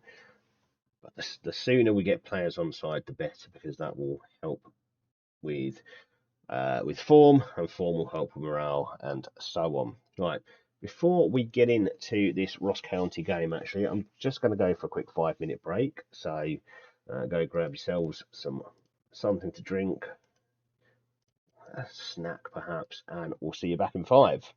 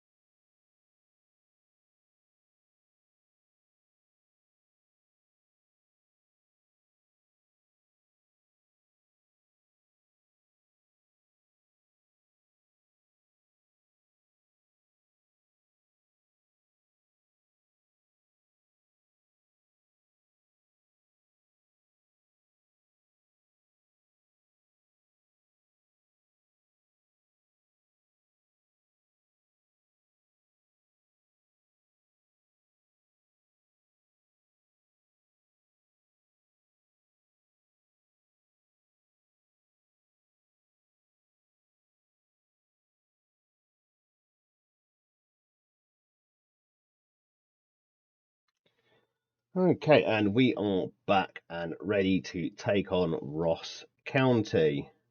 So we're going to make a couple of changes just due to tiredness. And any lone players we have are probably going to get a chance in this game, as they're not going to be able to play in Europa League because we haven't registered half of them. Unfortunately, Fagan is still injured, which makes that a little difficult. And not having Harrison makes that a little less easy to fill the position. Okay, let's see. What have you got for me? Sarmiento moves a Barrow. That's a sensible idea, isn't it? Okay, let's get you out there, you there. Not your strongest, but you can do a job.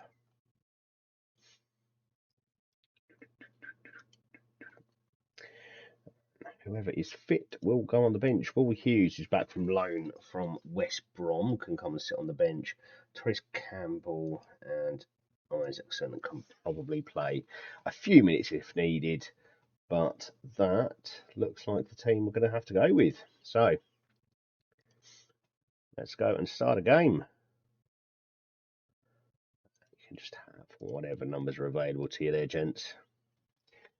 So good evening. Hope you're doing well. I hope your weekend's going well so far, and I hope you had a great Saturday. Hope Has anyone got any good plans for this weekend? Myself, I am off to tomorrow night the Gillingham Player of the Season Awards dinner, which will be a first time for me. Quite an interesting experience. I wonder what that's going to be like. Wife and I are going to go and get dressed up and hopefully have a good time. But come and tell me if you've got anything better or anything that you're excited about doing this weekend.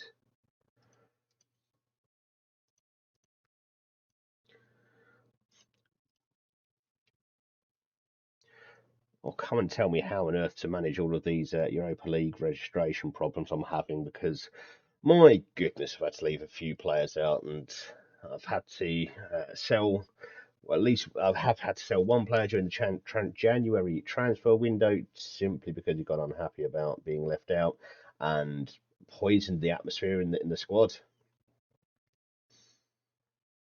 He wasn't really he was a backup to the backups kind of player, but got very unhappy about not getting into the Europa League squad. And that was enough to poison the atmosphere. We've sold him now, and things seem to be recovering. I'm hoping a few wins back to back, and we will get this season on track and start actually challenging for the title, which is what we wanted to do in the first place. We have had a goal disallowed, and it's another offside for Colombo. See quite a few of those. Given that he scored 20 goals this season, I think I've seen him score one for me and none in the league so far. So obviously, I'm not playing him the way he wants to be played. I'm wondering whether he should be an inside forward rather than playing through the centre. But we will persist because I don't have any other particularly strong options as an out-and-out striker.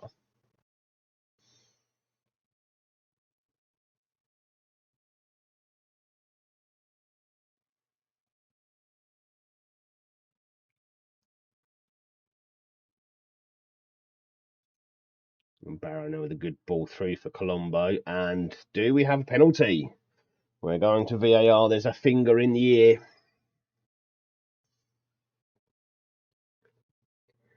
This has got to be a penalty. It was clear to us all, and it is a penalty.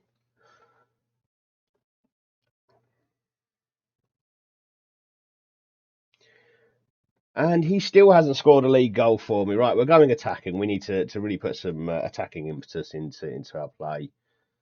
And, well, have a broken Colombo. He was a great player for Rangers before I arrived. I feel like I might have broken him.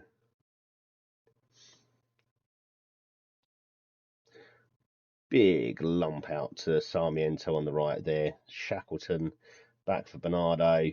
Barrow, Bernardo, and there's a goal. There's the opener. That's what we needed. All right, we'll go back to positive and try to manage this game a little bit now, at least through to half time. Poor old Colombo, he's going through something of a goal drought for me. At least at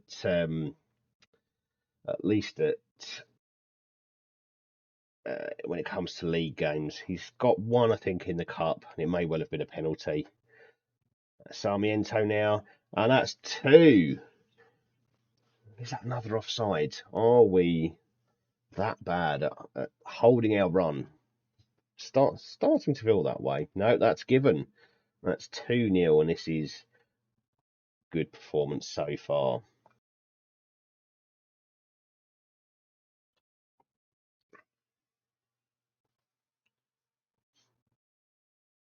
How tight was that? Yeah, fairly tight, but got to give benefit of the doubt to the striker in that situation. So that is 2-0. 2 assists from Barrow as well, so he's having a good game.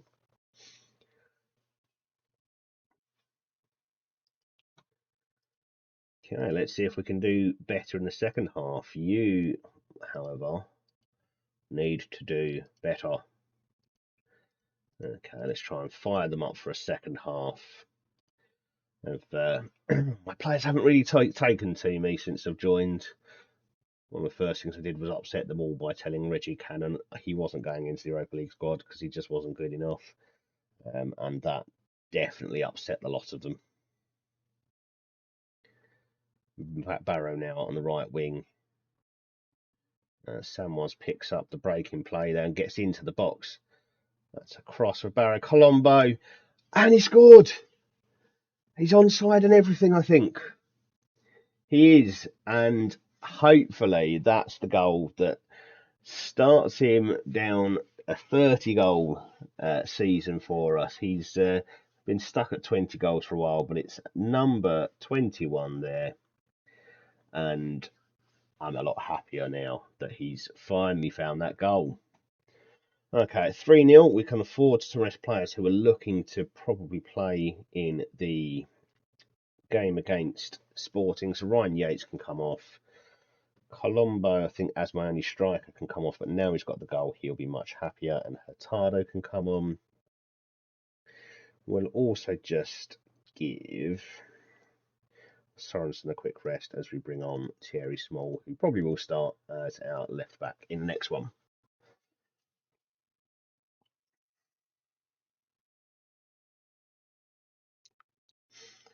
So that point difference to Aberdeen was at 1.9 points down to 6 as they're losing at home to Celtic there.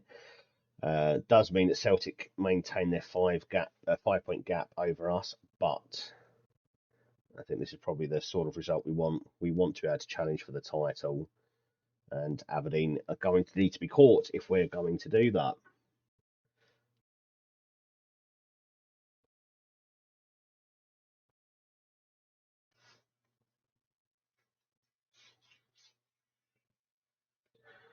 That's Samwise now. Can we see a good ball in? It's a cross for Small. Hurtado, and it's deflected out for a corner.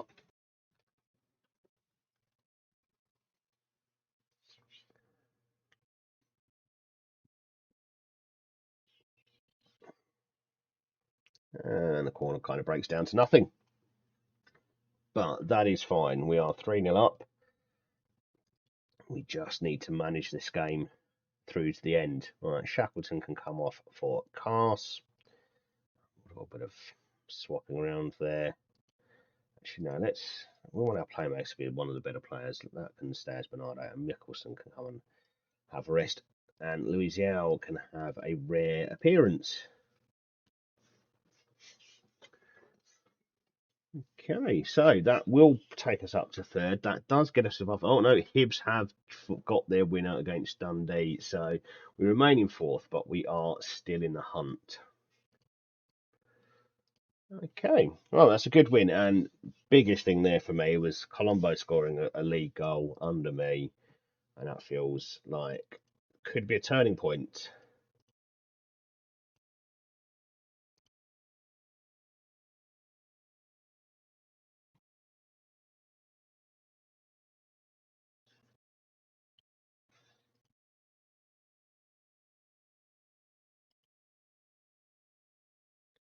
Well, they're all very happy with Barrow, which is nice to see.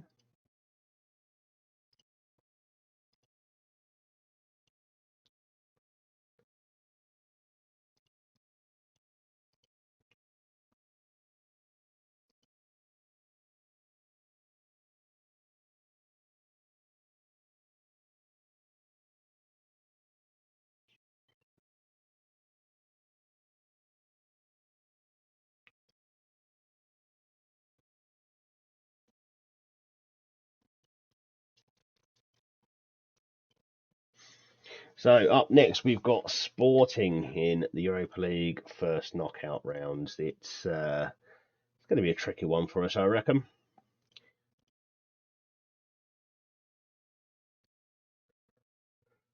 You're not going to get much time actually playing, are you? There, so we're going to keep you at the club, I think. Better served playing in the under 18s for now. So yes, Sporting, it will be quite a challenge, I think.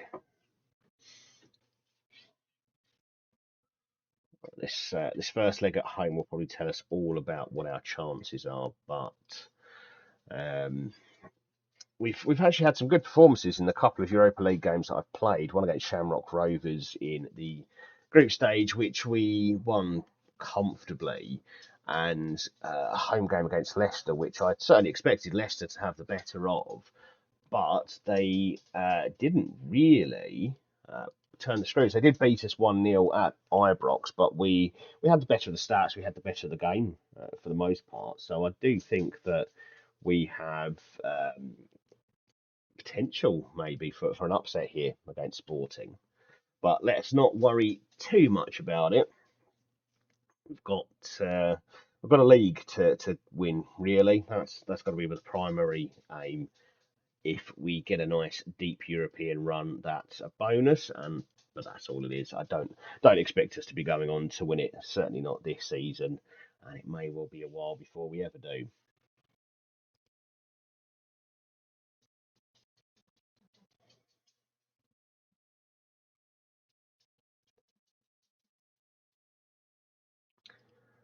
Okay, well, fans and pundits think we are favourites for this home leg, which, well, I mean, it's quite promising. That is something I quite didn't quite expect to see. I do think that reputationally, Sporting probably slightly ahead of us, but we'll take it. Let's see how we get on.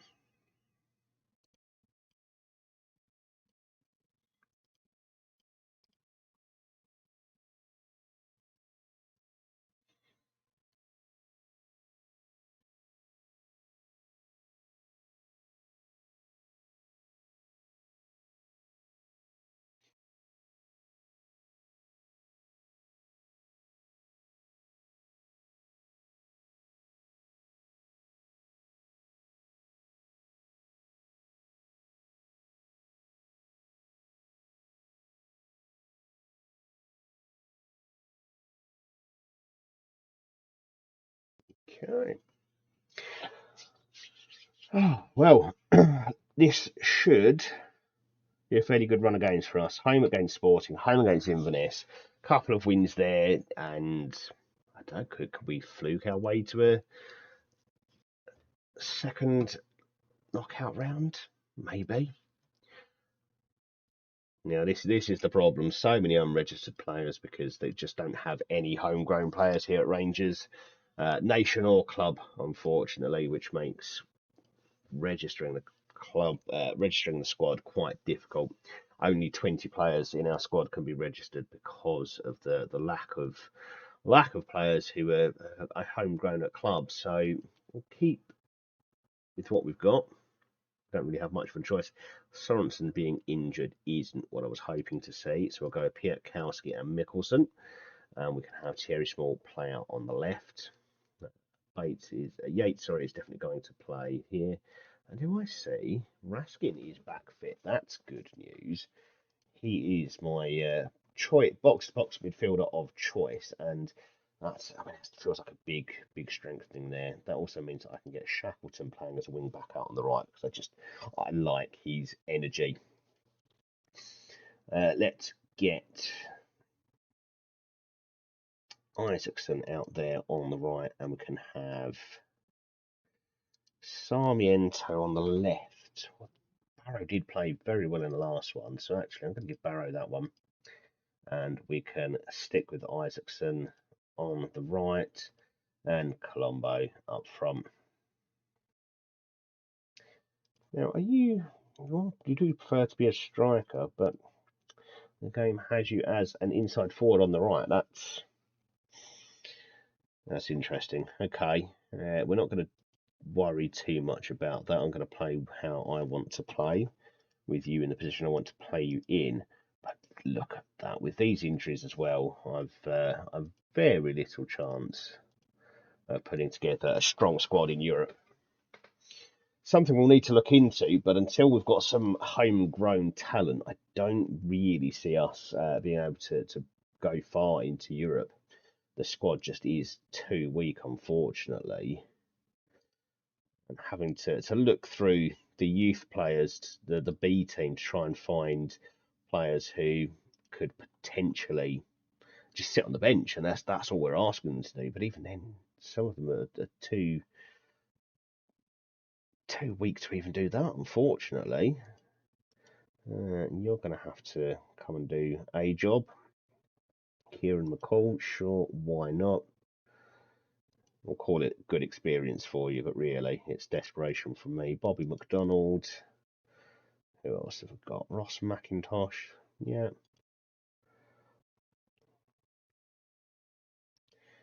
And Fraser Campbell, maybe. Oh, no, Callum Stewart. Obviously, you're the player. Right, well, this is an okay first 11, a fairly good first 11, I would say, but the rest of the squad is pretty weak. Let's go and see what we can do. I think in the summer we're going to have to target youngsters, 18-year-olds, with a view to, in a few years, having them be homegrown at club, so that we can avoid these sorts of problems.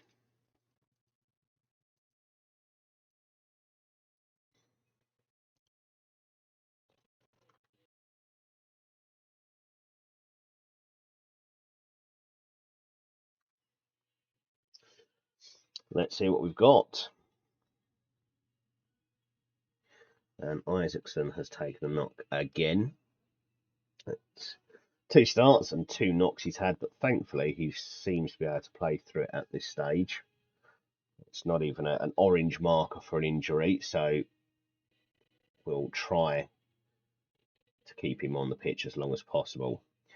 And Colombo tried to chase that long ball forward and nearly intercepts that pass as well, causing a bit of trouble across that Sporting back line at the moment. But they have comfortably got that forward. Excellent interception there from Piatkowski. Isaacson now out wide to Shackleton, Raskin, Bernardo, Colombo. This is good football, and that's a stinging shot. Well, it looks like Colombo was offside once again, but that's not bad, is it? Okay, Isaacson is looking exhausted. He may have to come off either at half time or before. The worry is, if I leave him on too long, he gets really hurt. But we do have Sarmiento just waiting on the bench, who's a very good option. Small with an impressive clearance there. Piatkowski now. And some nice, quick football going on. Passing between players is exactly what I want to see. Quick, first time. And unfortunately, though, we do lose the ball. But Colombo intercepts and speeds past the defender, only to hit it straight at the keeper. And I'm very worried about Isaacson, so I am going to take him off at this stage. And we'll bring on Sarmiento.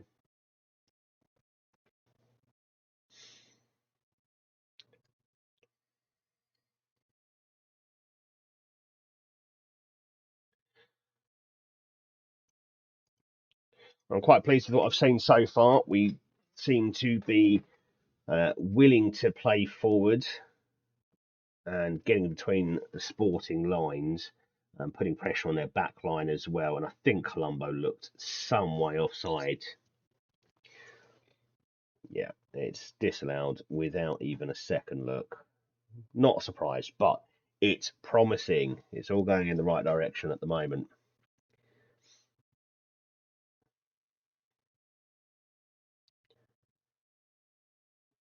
That's a good interception from Shackleton. Sarmiento now with a chance to break forward. It's a long run. That's a great ball for Colombo. And that is 1-0. That's an excellent finish. Fantastic goal on the break. Good interception from Shackleton. Lays it off to Sarmiento, who runs into the Sporting half and finds a great ball over the top, cutting out their entire back three. And a tidy finish there from Lorenzo Colombo.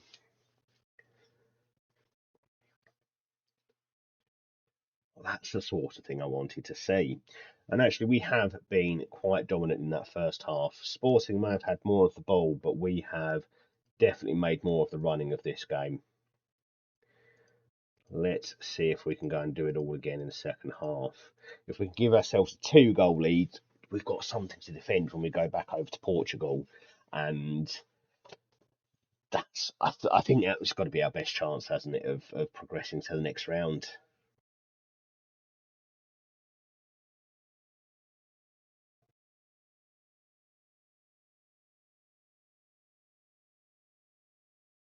Some good football again. That's a good ball for Colombo.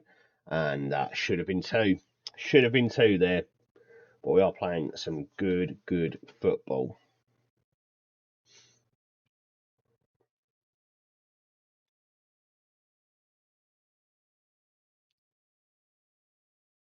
Okay, we're back with Sporting building from the back now. And another great interception. Colombo, can he make it two? Oh, that's a delicious chip. Are we going to be looking at offside again here? No, that seems to have been given. That's fantastic. That's exactly what we needed.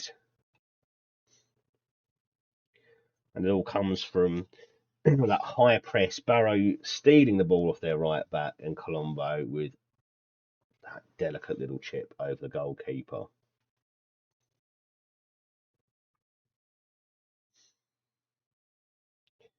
Okay, 20 minutes left to go. Let's ring in the changes. Bernardo can come off and have a bit of a rest. He's played well so far.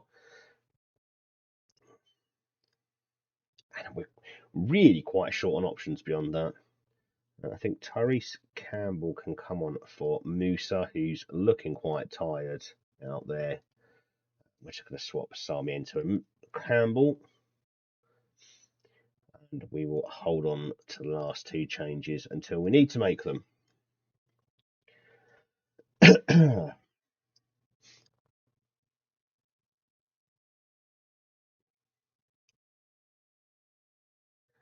And it's Edwards now making a big run forward, but Smyser saves what was quite a tame finish. He just broke through our defence comfortably, the pace just putting him well beyond our defenders. But thankfully, no harm done, and Shackleton is exhausted, as is Raskin. So we're going to bring on Alex Lowry because that's about all we've got.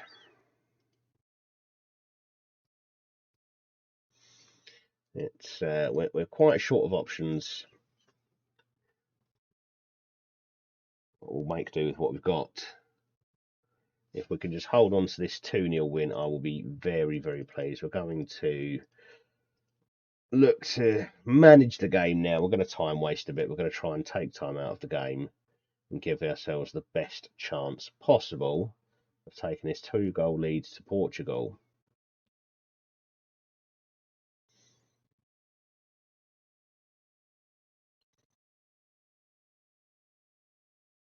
And it's a good interception from Samwaz this time. But they have beaten the ball back off of us. And that's hit the post, and that's about as close as I want them to come. I don't want them to get any closer than that, please. got given them space in the box, which is always a danger. Sugo Sotirius, that's good. Okay. This is where you want to do the Jordan Pickford and just fall to the floor, lay on that ball, please.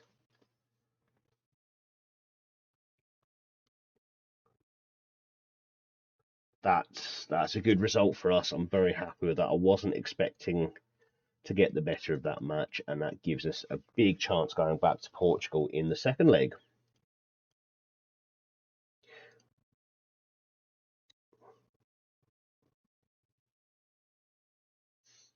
How is your Saturday night going? Have you been out for the night? Are you spending your time trying to find the right Football Manager stream to take you through to Sunday morning? It's far too little. £8 million is what we agreed.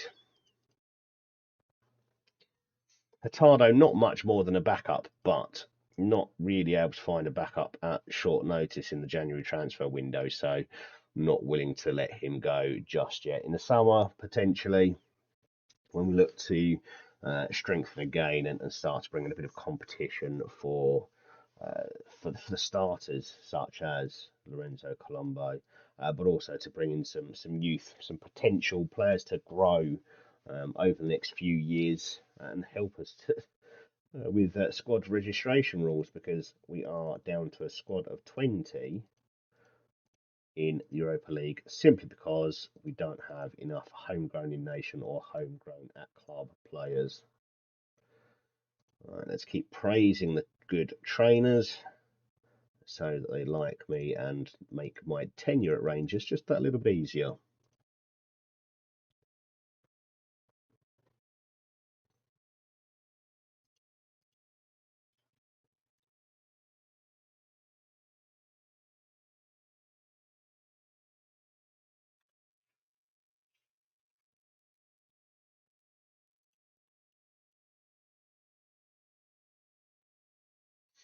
And has anyone been at a game today?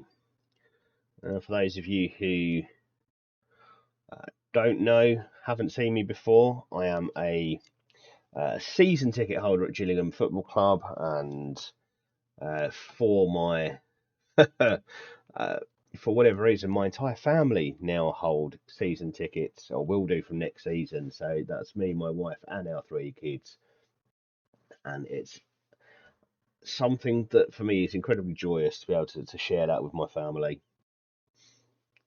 What about you? Do you get to games? Do you take in Premier League on TV? Do you have a local team that you like to support and get down to when you can? Do you do any non-league football? I've got Welling United just round the corner from where I live, but I've never been there. I've been to drink in their bar, but I've in the Wings bar, but I've never been to a Welling match. Something I probably need to remedy at some point.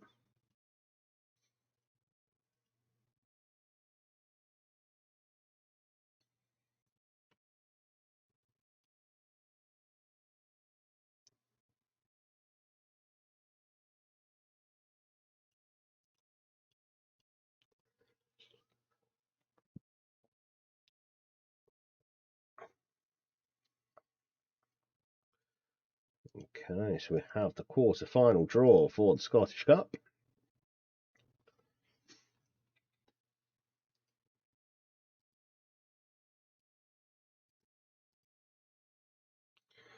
Okay, if we get through Inverness, we've got Dundee United, my old club, or Greenock Morton, who, as Dundee United, we faced in the semi-final of the Scottish Cup last year, on our way to a quite famous Dundee United Scottish Cup win, where we beat Celtic in the final. Let's see if we can repeat the feat this time with Rangers.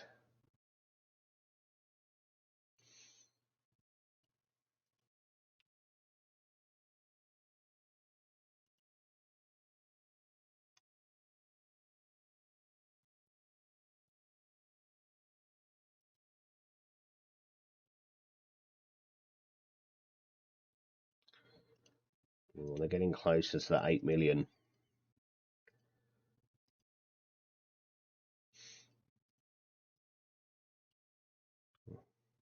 Looks like my director of football or whoever is in charge of this is making inroads into the staff shortage we've got in the B team.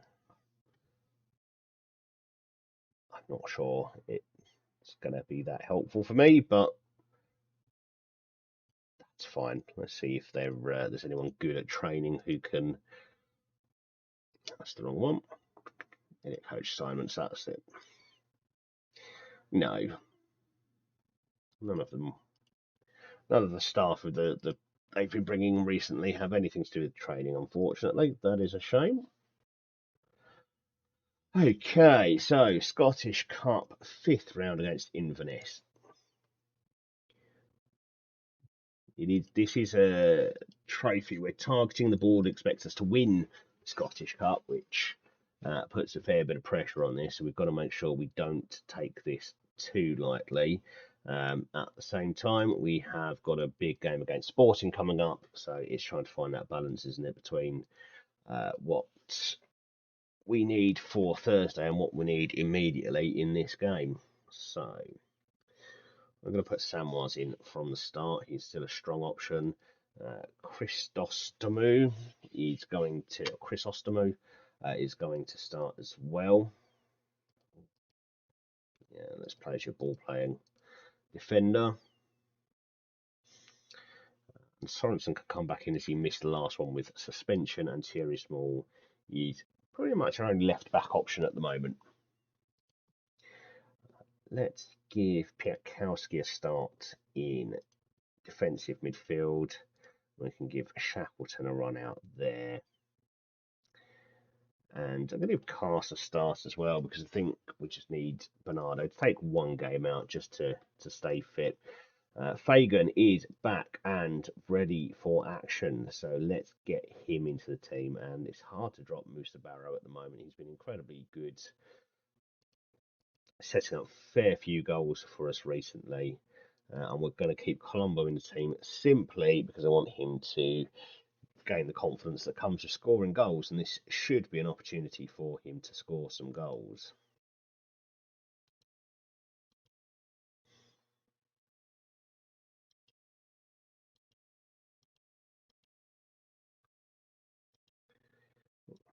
Okay, so that's a fairly strong bench. We're just a little bit light on defending options, but Yates can fit in at centre back if needed.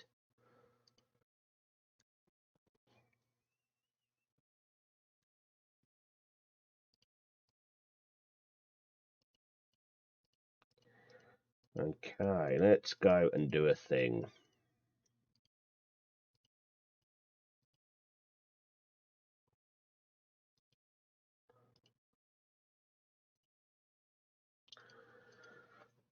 Five changes from the last game as we try to rotate the squad to get us through the various competitions we are still in, domestic and continental. Oh, and that is the start we needed. That is exactly the start we needed. A goal within 20 seconds, and I can start to feel a little bit more comfortable already about this tie.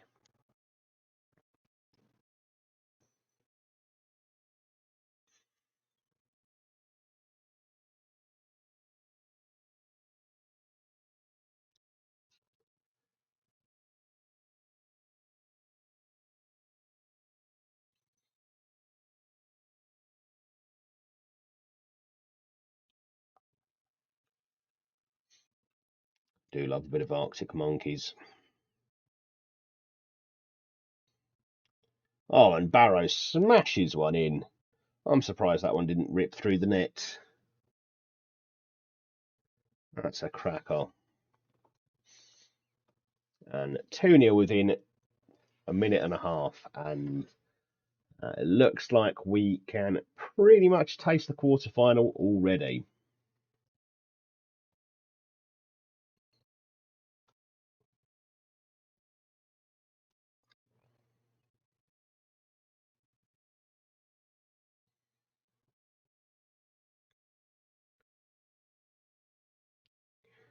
Oh, and that's a cracking goal from Shackleton as well. Well, any doubts we may have had about complacency or a potential Scottish Cup banana skin, pretty much laid to rest with that. Well, that's a lovely finish into the top corner, curled from the edge of the box. And this is it's a real confidence booster. This.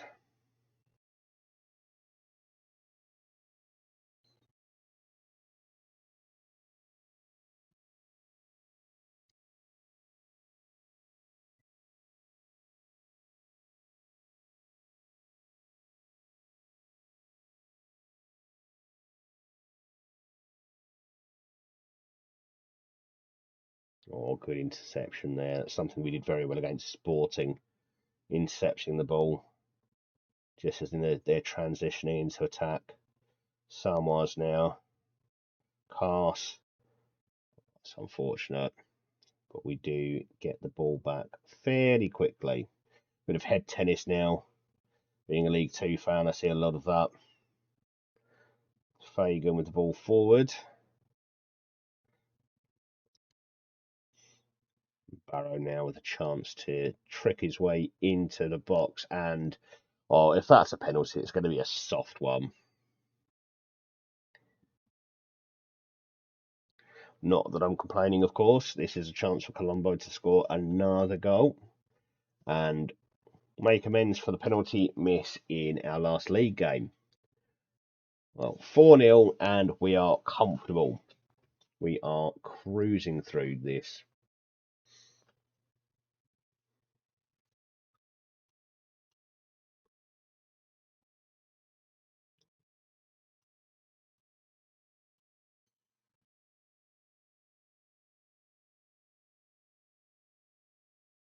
And it's another one, and that is a hat trick for our Colombo, isn't it? Well, I was saying just a short while ago, I wasn't sure. Or I felt like I'd broken him because he just wasn't scoring for us. And while, yes, it is Inverness and it should be one that we win comfortably, a hat trick in half an hour is no mean feat at all, regardless of the opposition. Maybe he just needed a little bit of time to warm up to me. So hello, if you're new to the stream, whether you're here to lurk and just see someone play mediocre Football Manager, or you're coming to chat and say hello and while away a couple of hours watching me still play mediocre Football Manager, but talk to me about whatever subject crosses your mind. Hello and welcome, and thank you for choosing to spend your time with me.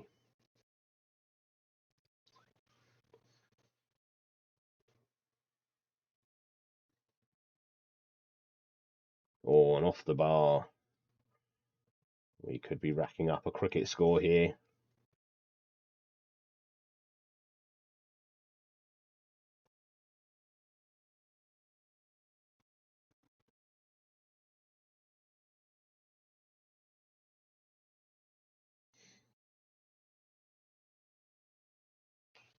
If you are new here and you're not following, please do click follow. As you can see, we're just a couple of followers away from our goal of 10 double figures for me. That is only stream number 5 for me, so I'm not expecting huge numbers. In truth, I'm never expecting huge numbers. That is 6 goals, by the way. Um, really, just doing this for a bit of fun, just to I would normally sit here in my evenings playing Football Manager, so it was just a chance to maybe chat with people as I did it. Maybe even learn something from people who play and know the game better than I do. I have been playing this since I was somewhere in my mid-teens, I think. I do remember Championship Manager 2 being one of my first games.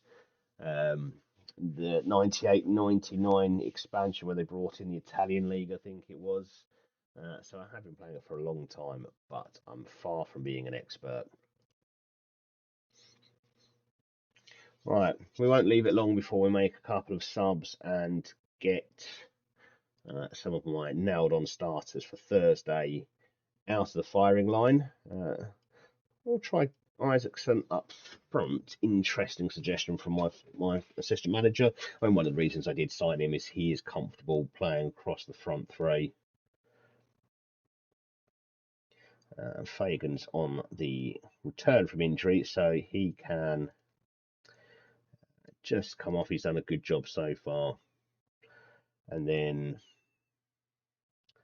I think Sorensen is another one that I want to make sure doesn't get injured before Thursday's game.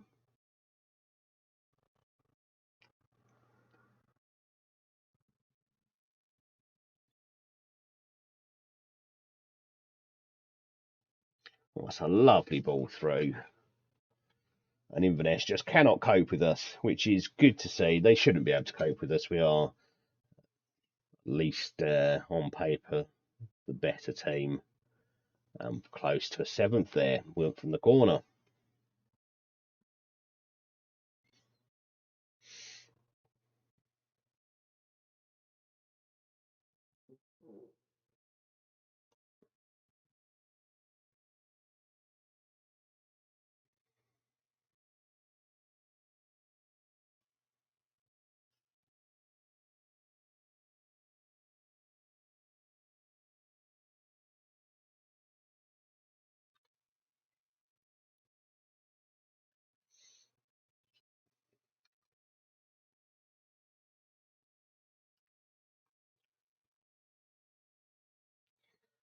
Okay, let's make a couple more subs as we look to wind up this game. Thierry Small does need to come off, although we don't really have much of a left back option.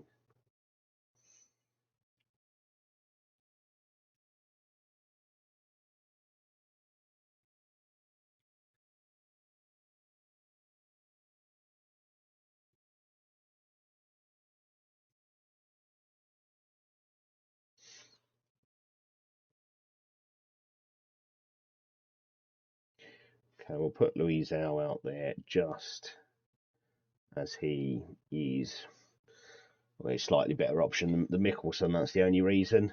And we will also, not want to give a particular run out. Let's give Raskin a run out as he's still on the return to fitness after an injury for a few weeks. So that will be the team that should hopefully see us through to the end. We're just going to take time out of the game now. There's no point pushing too hard. Let's waste some time. Let's slow the game down and see it through to its conclusion. All of the damage done in the first half there with 6 goals, 3 from Colombo, well earned hat trick, and just what I wanted to see from the man. Comfortable. Brandon Brightman, thank you for the follow. Welcome to the stream.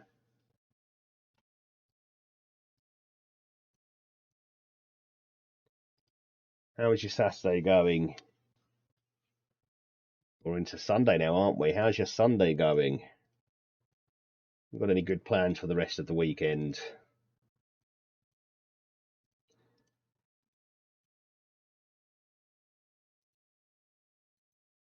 Oh, brilliant! PMD gave a shout out. Oh, I'll have to pop over and say thank you to him.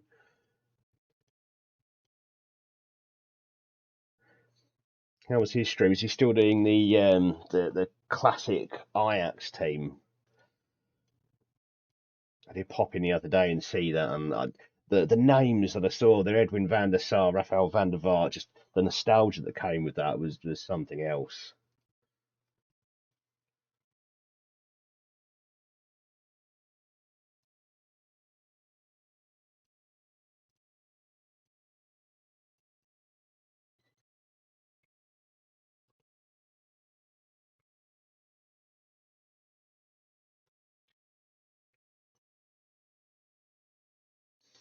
FM all weekend. I mean, that sounds like my ideal weekend.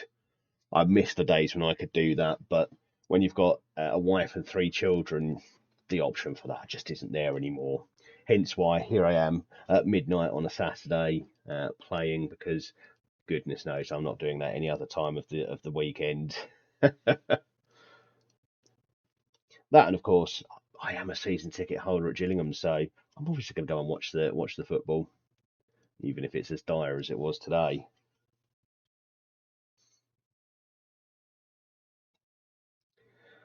Oh dear, who are you? You one of mine.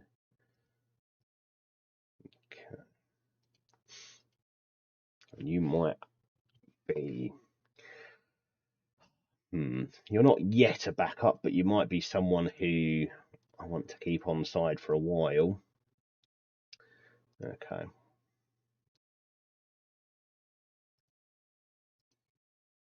Okay, let's see what we can do.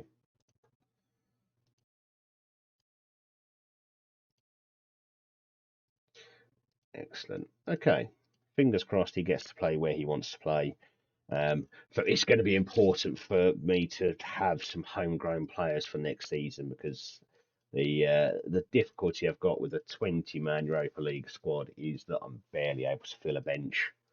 I go digging through my B team for anyone who, roughly shows some ability with the football.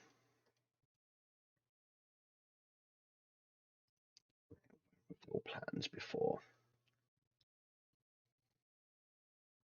Yeah, the save's been good. So it started as an unemployed manager, no coaching badges, Sunday league reputation, all of that. We started in Sweden in the second division, with Angred BK.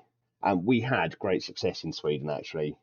There was only 2 seasons where I didn't win a league title. So Angred we saved them from relegation and got them promoted.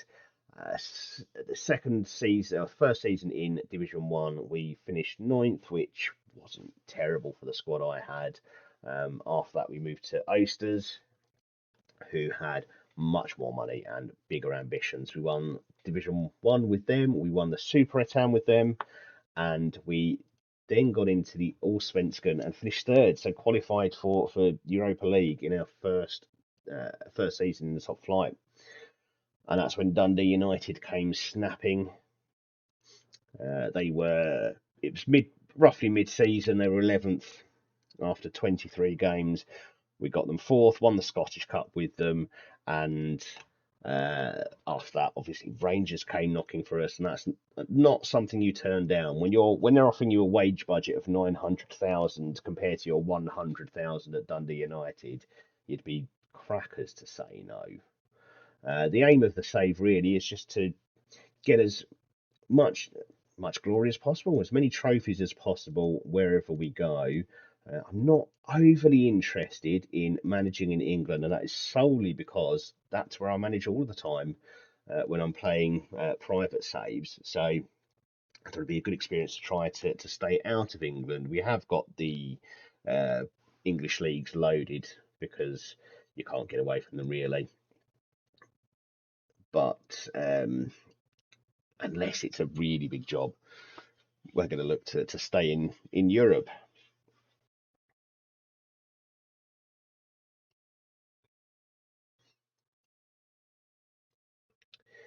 Okay. Obviously not playing Scott Cowie there. That would be insane.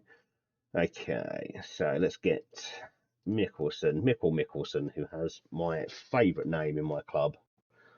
Mikkelsen is just the name. And we're going to get Yates in, I think. We'll get Raskin, and that means we can get Shackleton out on the right, where I like to have him. I feel like that's the squad. No real options there. So let's go to the B team and just start picking on anyone who looks like they can kick a football. It has been a very enjoyable journey so far, and I'm quite sad I only decided to start streaming after I'd taken the Dundee United job because managing in smaller European leagues is, I think, very interesting. It's I've managed in non-league in England, which is something quite good. But when you're dealing with a mixture of amateur contracts and non-contracts and part timers on £7 a week, it's yeah, it can make for some interesting times, and we've had great success. It's slowed down a bit now. We've reached Scotland, and I think the stronger the league is, the harder it is to win something quickly. Right, Lowry, I know that you can kick a football. Who else did we have on the bench last time? Did you get a bit of time? Yeah. Some of these kids, I feel like I'm pulling out of school to come and just sit on a bench on a Thursday night, but don't feel like I've got many options. All right, let's get into it. We are defending a 2-0 lead from home. It's from our home leg. If we can get through to the next round, I think we've surpassed where I expected us to get. I believe the board were happy with us reaching the group stage, so I don't think they're expecting too much from us in this game. Have I inadvertently changed Mickelson's settings? Yeah, of course I have. You're a ball playing defender. That's how I do it.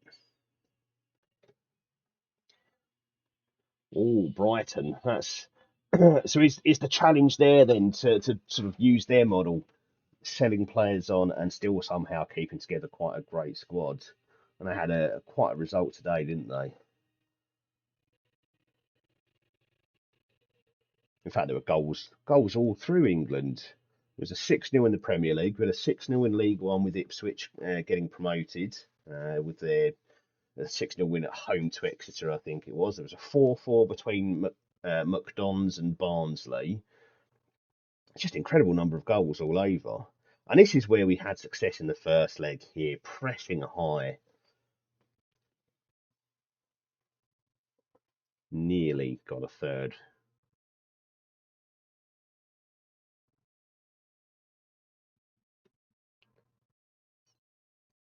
Oh, that's a nice lump over the top.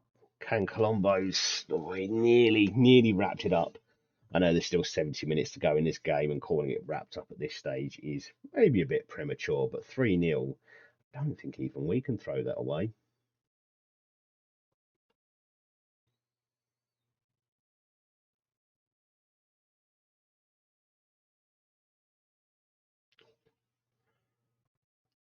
Do like how we're looking. We look ready to take the game to Sporting. We're not going to sit back and take this.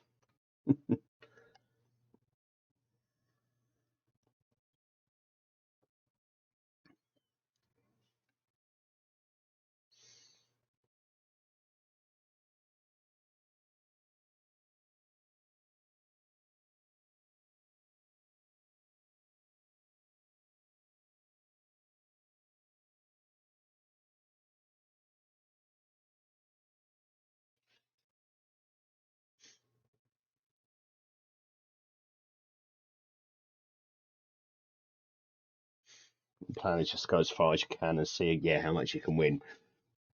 I mean, Brighton's one of those teams that, I mean, just a season or two ago, you wouldn't have thought of um, being a club that's going to win much. Mid-table Premier League would have been about as much as they were hoping for, but they've come on leaps and bounds in this season in particular. So I mean, it sounds like a really exciting opportunity. They've got the infrastructure, haven't they, to potentially become a really big team. So it could be a fun one. Oh, that's disappointing. We have gone 1-0 down, and this second half's going to be tight, isn't it? Carter, welcome. Thank you for the follow. How are you doing? Okay. Despite having the best of the game again, we are behind. Do I want to praise them for being ahead on aggregate? I just feel that's going to, it just feels like it's going to make them complacent, and we really can't deal with that. I'm going to say I'm not happy. That'll do. You're right. I also think that Graham Potter going to Chelsea shows that Brighton's rise wasn't just Potter, but it's the infrastructure behind it. They've obviously made some very clever decisions in the transfer market over the last couple of years and have put together. I mean, what I find amazing at the moment is they still seem to be able to sell those players, and that they're not suffering for it. Trossard going to Arsenal, you'd think, okay, you'd expect Brighton to tail off, and then they go and score 6 goals today. Hi, Blood Bomb. I'm doing really well, thank you. I did see a pretty dire match at Priestville today, but otherwise doing great. And how are you? How's your weekend going? Right, 70 minutes. Let's make some subs. We're at that really nervous stage of the match now. Let's get Bernardo on. I can't believe I didn't start Bernardo from the beginning. That's an oversight on my part. Let's get Piatkowski. Yilmaz, I think, is still carrying an injury, so I don't want to bring him on unless I absolutely have to.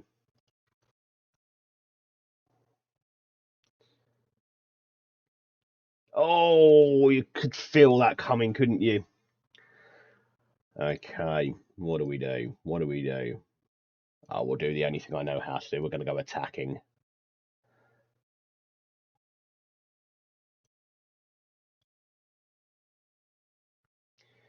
Oh, who got relegated on Friday? I should know this, shouldn't I? Was that who was playing Friday? Was that Blackpool? I'm sorry to hear that. I mean, I've been through relegations very recently myself. Gills last year got relegated from League One, and up until December, it looked like we were being relegated from the Football League. We were what 6 points from safety after 23 games, and we were out, absolutely out of it. A new owner, a busy January transfer window, and we've gone on a pretty good run. One of the form teams in League Two in 2023 so far. So plenty of promise for next season. PMD, thank you very much for the raid. Really appreciate it. And I'll be returning the favour at some point in the future, I'm sure. Welcome, welcome. If you're new here, please do feel free to hit the follow button. It looks like we have just hit our target of 10 followers. So we'll have to update that. Maybe 20 will be the next target. But welcome. And that's going to hurt. They're going to they're going to score, aren't they? Well, I think we're in time for a sad ending here as well. This could be us out of the Europa League at the first knockout stage. And what a save! Oh, well, let's give them some encouragement.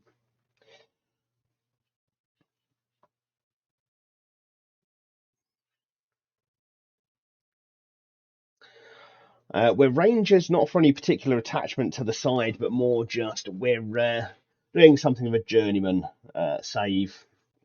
We started unemployed, no coaching badges, Sunday League reputation, and just feeling our way through Europe at the moment. Oh, last day of the season, second season in a row as well. That's rough. That is truly, truly rough. I'm scared by what's going to happen in this game.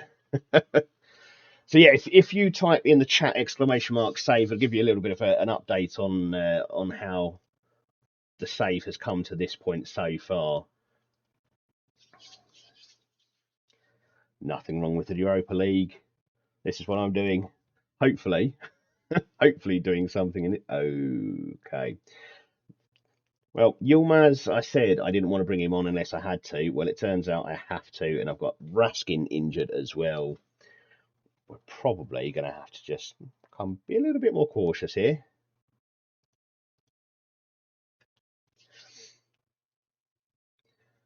Well, this is it. If you're in a competition, you're there to win it. It might not be the Champions League this year, but next time it will be. And we are into the last 15 minutes of this tie. Can we steal something so we don't have to go through the agony of penalties?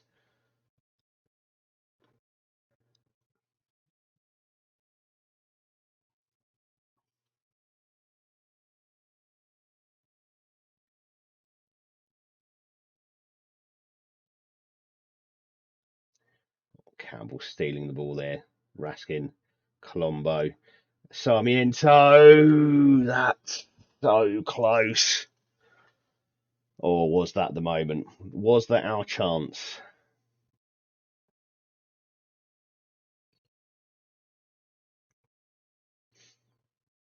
But this is where we won that first leg, pressing high, pressing them, breaking quickly.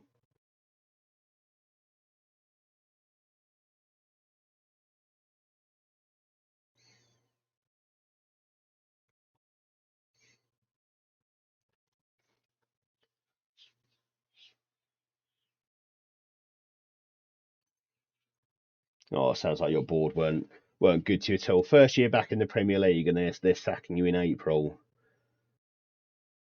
I do find starting as a save as my team so frustrating sometimes. More so than any other game, I can quite happily just watch us give this game away, and it won't affect me. When I'm playing as Gillingham, it just hits different. It does hit different. Well, this is a game where I don't think we've done ourselves any injustice, but we're coming to penalties, which is a real shame because I hate penalties.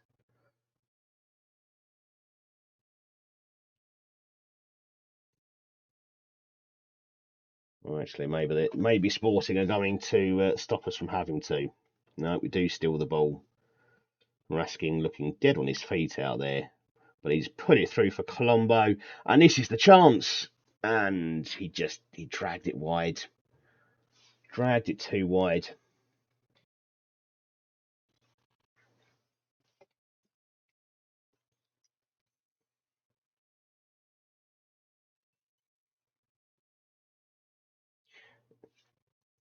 Is that still in the same save, Blood Bomb? I mean, it's yeah, well done to you for continuing that. If I get sacked as Gillingham, that's it. That's save over for me. I generally want to stay in that save and take them into Premier League, Champions League, and so on. If I don't manage to do that, I kind of start again. But uh, it's good that you've continued with it. I quite like these sorts of saves where I don't pick a team that I'm attached to in any way, shape, or form because it almost makes you feel like you can role play it. You can just be a manager rather than trying to do your team. Okay, penalties. Right.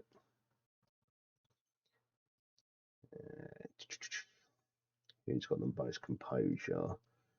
You can take penalty number 5. Then, yeah, if we get down to number 7, we're probably in trouble. Okay, no, let's just calm. Take penalties. Let's go.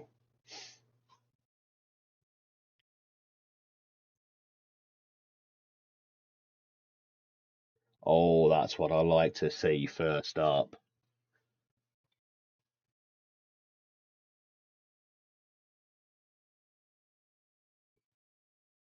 Colombo.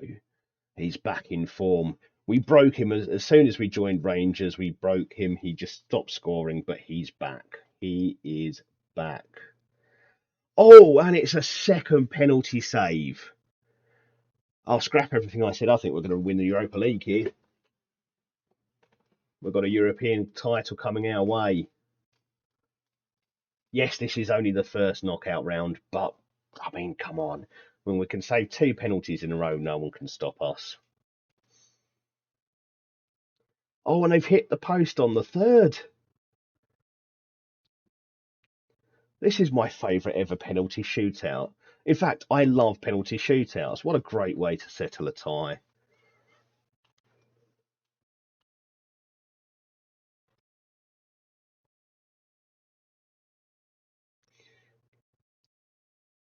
Oh, yeah, the penalties haven't been of the best quality so far.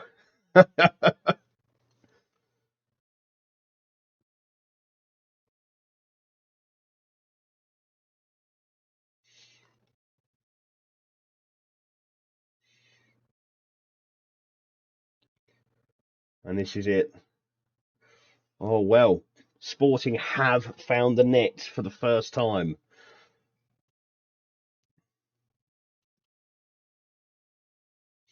But this should wrap it up for us. Raskin, who is limping his way to the penalty spot. Can he finish it off for us? And that's the worst penalty I've ever seen. I probably shouldn't have given him a penalty. He's injured. That was a terrible decision on my part.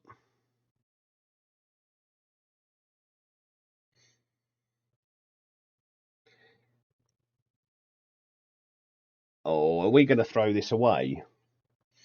They miss their first three penalties. Are we seriously at risk of losing this penalty shootout?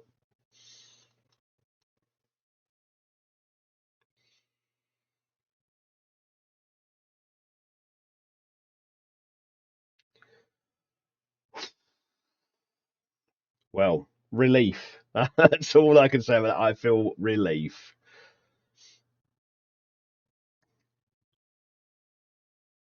What looked like it was a very comfortable penalty shootout to start with became quite nervous at the end.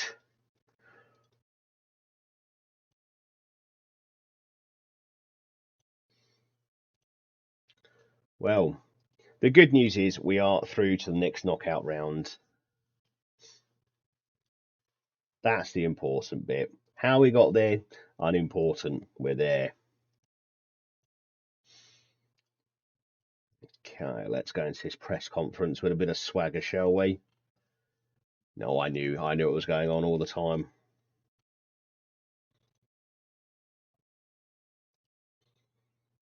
8.74 their goalkeeper got. That just shows we played well, and I've seen that in pretty much every game so far since I joined as Rangers manager here. Aberdeen, we absolutely battered and somehow lost 2-0. Celtic, we were the better team and lost 1-0. And Leicester, we lost 1-0, but were by far the better team. Sporting, a lot more even, but I don't think we were bad enough to lose 2-0. Just not quite getting the luck.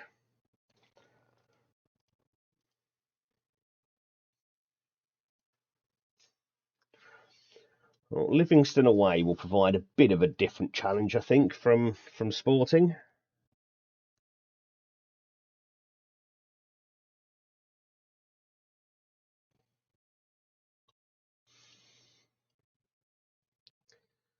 Well, who do we get in the round of 16? There's some big teams in here. It just looking at the other unseeded teams: Everton, Napoli, Feyenoord, Galatasaray, Genk. It's yeah, and then yeah, the seeded teams are just ridiculous. Well, let's see how we go.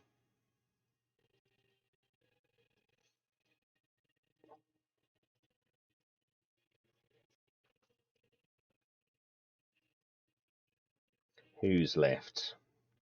Atalanta or Schalke? I'm not sure I fancy either of those.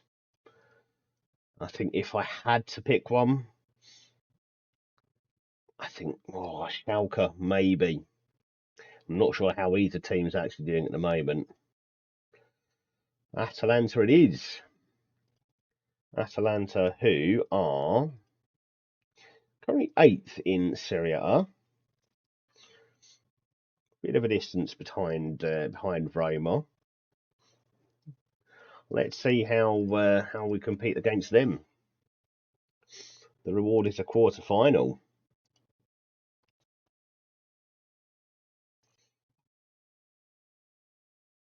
Should I be forcing my players to do penalty training before the next one? Clearly, we needed it.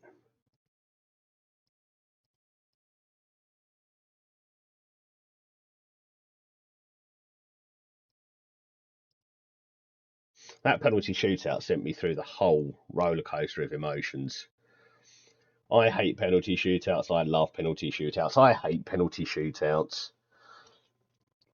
Just everywhere. And this is why I hate them. Because there's a moment when you love them, but then you don't.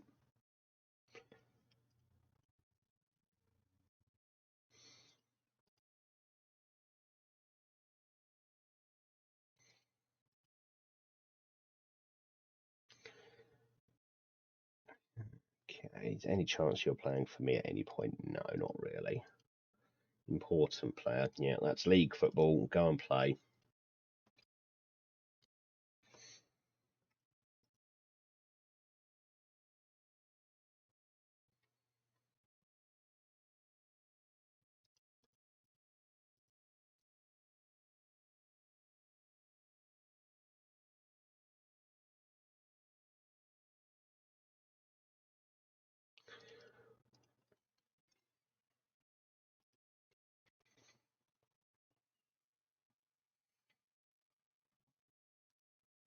Tomorrow night, I'm going to the Gillingham Player of the Season awards dinner, which I've never done before. I'm quite excited. It'll be a new experience. Is it something anyone else has ever done?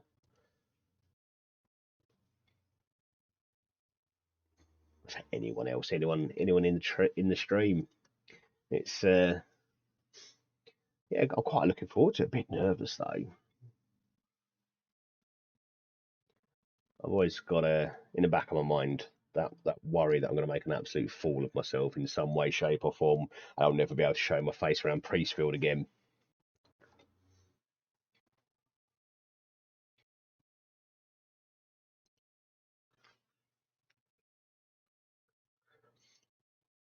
I see. This is how we know you're a big club at Blackpool. You've got an owner's box. We've just got reserved seats for our owners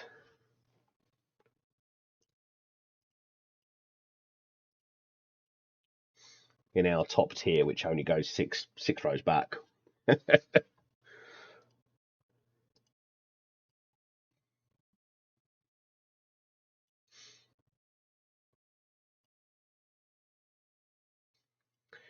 this is the league, so my low knees can definitely play a part here. You're tired. Okay, let's get a Sorensen in then. My son was a mascot at the Valentine's game at Priestfield against Grimsby. Yeah, it was absolutely fantastic experience. He got to go into the players' dressing room. We all did.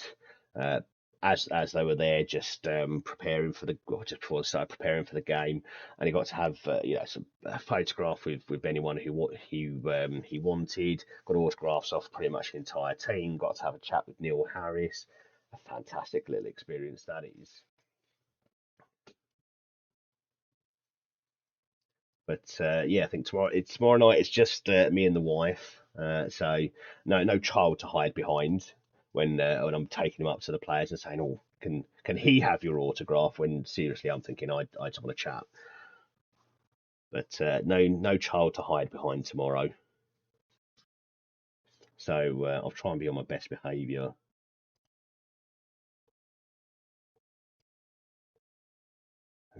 Yeah, let's get Yates. Yates is tired. This is the problem. You've got such a. Let's get Will Hughes a game there, shall we? Yeah, he can tackle. That's good.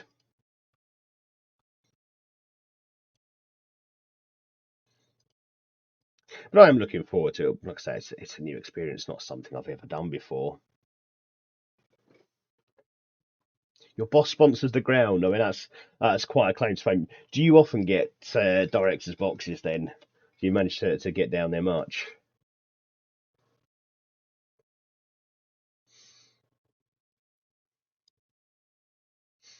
And up until the COVID season, I didn't get to Gillingham much at all. I was barely a casual fan. I'd be there. I mean, sometimes once every couple of seasons. It was pretty much that much. I'd have many excuses, young family, working Saturdays, that sort of thing. So there's always a reason why I couldn't get down there. And living in London, it's not like it's just round the corner for me. But after the COVID season, I watched a few games on iFollow and just decided I needed to be there. I just needed to be at more games. And well, I've not looked back.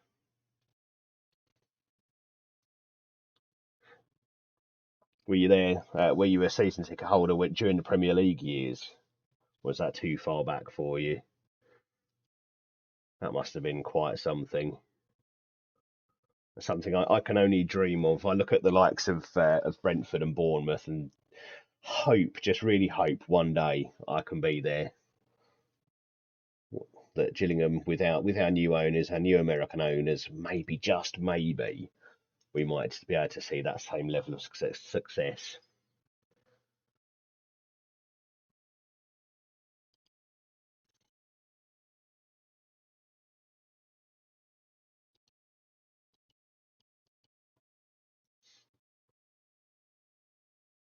Do I not have a central midfielder? Okay, let's put Yates in then for Hurtado. Well, exactly. You can't say you know never say never. You're absolutely right because, as I say, you look at Brentford just a few years ago. What 8 years ago we were playing in League One with them. Um, Bournemouth go back a few more years and we were playing them on a semi-regular basis. It can happen. Now that we've got rid of Paul Scally, I feel like we've got a chance. You're 27. Oh, I feel like an old man now. Oh, I turn 40 next year.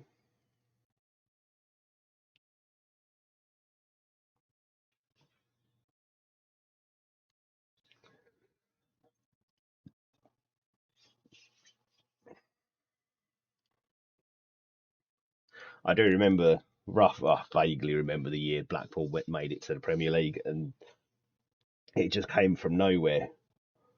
Absolutely nowhere. Was it Holloway who got you up? Oh no, just being flattering, but I'm taking it. Early 30s will do me.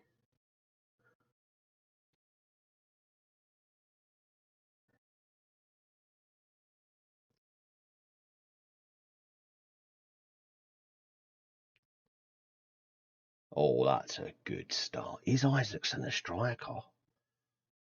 He scores one goal, and suddenly I'm looking at him as a striker, but I liked that. I like what I saw there.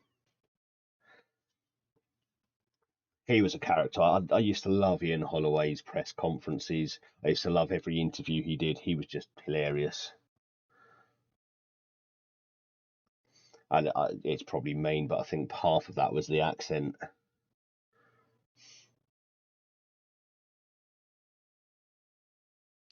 Oh yeah, Blackpool going up to the Premier League was pretty much it was the football manager dream.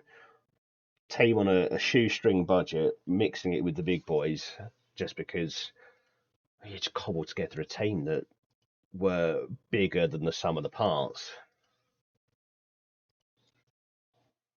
Yeah, he did.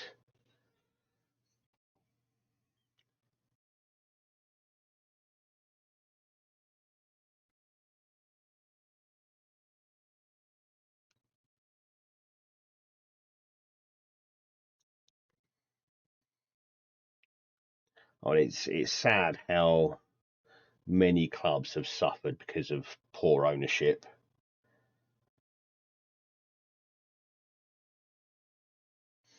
I was discussing that with a few friends just the other day, looking at the likes of the collapses you saw with Portsmouth, Leeds, where they just overspent and then tumbled down the league. But then on the flip side, you've got clubs that don't spend, despite needing to try to do something to try and stay in the league that they're in, and clubs that almost look like they're being asset stripped. Yeah, you did. Unfortunately, there are still plenty of clubs out there that can't seem to find that way of getting rid of their dodgy owners.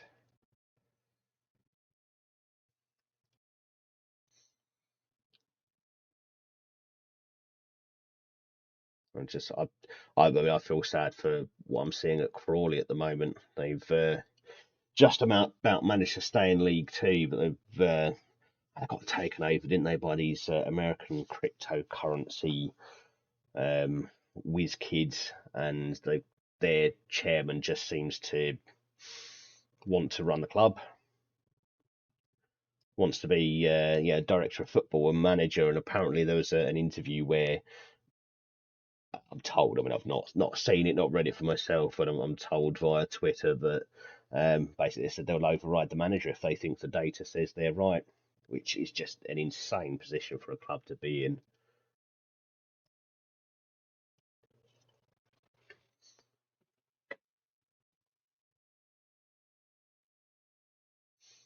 And I think fans of smaller clubs have more that kind of initiative, not going to games, refusing to renew season tickets, that sort of thing. That has more impact at those clubs than it will at, say, Chelsea. If they wanted to protest against Todd Bowley's running of the club, they could all say no, we're not buying our season tickets anymore, and you've still got 20, 30,000 people who'll come in and replace them. Whereas at clubs where we don't sell out the stadium game after game, we've got more opportunity, we've got more chance of actually influencing that by taking that sort of action. But it hurts because it's your club. It is your club. That owner is there. They're borrowing the club. But when the two are so diametrically opposed as that, you just have to make a decision, don't you?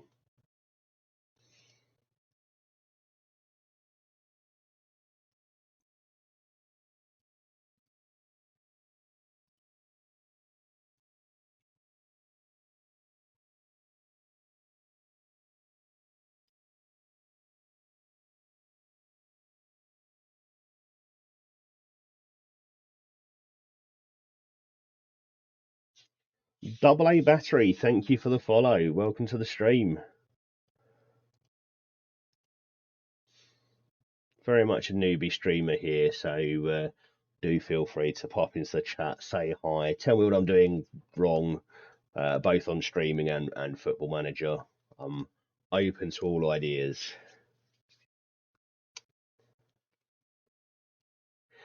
Yeah, I mean, having a fan who's a billionaire is not something I think most clubs find themselves in the position of, but you've lucked out there. But yeah, building the infrastructure is huge.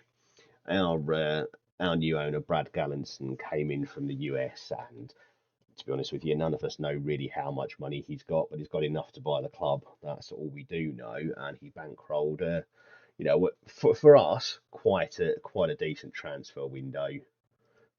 By some accounts up to £150,000 was spent, and that's not bad for League Two. And as a Gillingham fan, it's been the first time in years I've seen us pay a transfer fee. But in numerous interviews, he said, "I'm not going to just chuck money at it.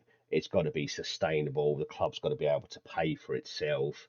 And they're trying to do that through building links with the local community, with getting sponsorship in, and so on.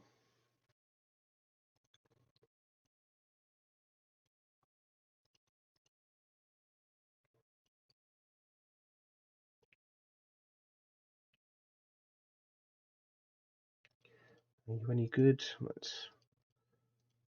Potentially. Let's get the scouts on you, shall we?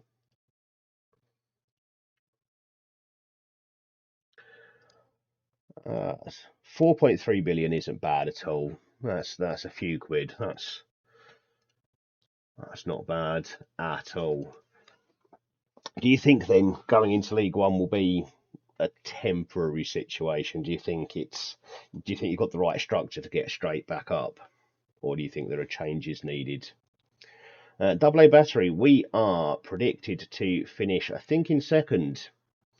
We're not too far behind Celtic in terms of squad quality, but we are not quite at their level yet. As you can see, we're 5 points behind. We did pick up with Rangers in fourth. We only joined just prior to the January transfer window, so we've been in charge for what's that? 7, 11 games, 12 games now. We joined here, lost first two games to Aberdeen and Celtic, which pretty that's a pretty sad start to my Rangers career, losing at home to Aberdeen as well. So yeah, didn't start well, but we seem to have turned a corner. We seem to have found a bit of form, and I'm hoping that we can continue this charge and genuinely challenge for the title.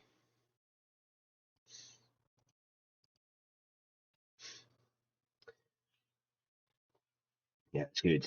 Hope, yeah.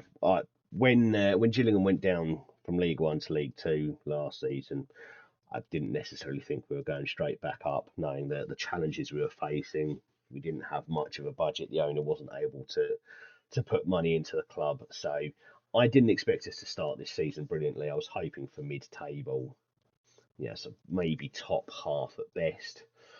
No point did I expect that we'd score 6 goals in 23 games and have 14 points from the first half of the season. Um, that was something else. But hopefully, your relegation won't have that same sort of impact because you have got the right structure. You have got the owner who can invest where it's needed. League One's not easy to get out of. You can see bigger and bigger clubs getting sort of stuck there. Ipswich have been there for a few seasons, but they've now made their way back out. Barnsley came down last year. Sheffield Wednesday have been knocking around in League One for far too long now. For their fans, I'm sure. Um, Peterborough, another sort of League Two Championship yo-yo club, but haven't really. I think they're going to make the playoffs, aren't they? But they've not really um, put their sort of position as a previous championship side in place. They look Derby, yeah, absolutely. That's another one. Yeah, it's a struggle to get out of League One. And for me, League Two next season looked at one point like it was going to be potential promotion season for next year. And I'm still there's a little bit of me that still thinks we might. But when you look at the teams that are likely to come up, Wrexham, we know, already coming up, they are probably nailed on favourites to win the league with the investment they've got, and then Notts County likely to come up through the playoffs. It's going to be a competitive league, and then you've got to look at the clubs that are still there and still will be there.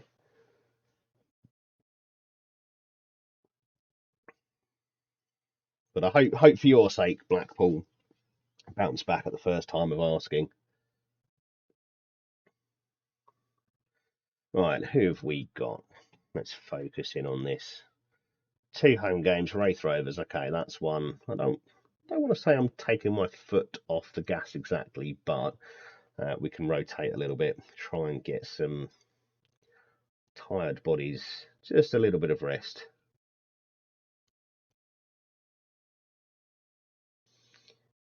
Yilmaz's not quite fit, but you will definitely come on at some point. Give Will Hughes another run out. Cass and Raskin can continue his return to fitness.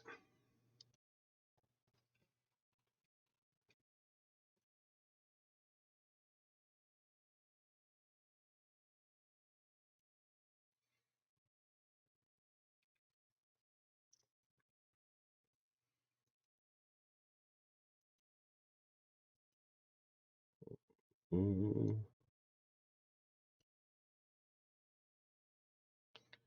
I said I wanted Yilmaz. Need to start taking steps back towards the first team. Koji Dubry as well. I've not yet given you a run out. Let's get you in instead of Tyrese Campbell.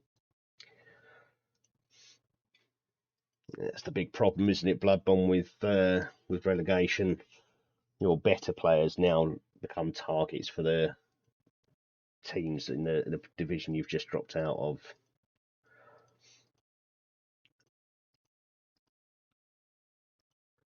From a financial point of view, hopefully you don't need to sell. Although I do know there's a big drop in money, isn't there, from Championship to League One?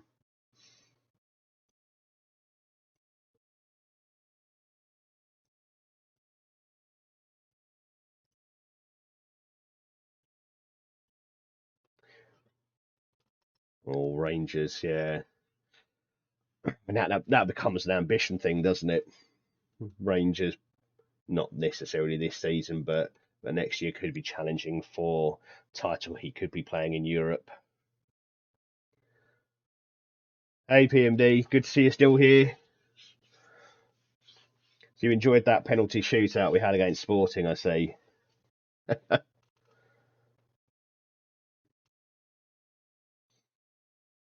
I can't say I know much about Jerry Yates. Is he a youngster or is he sort of approaching mid-late career?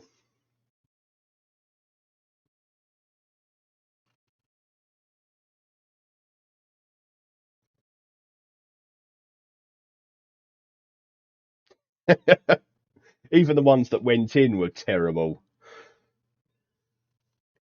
Oh, and that's a good start to this one. 25.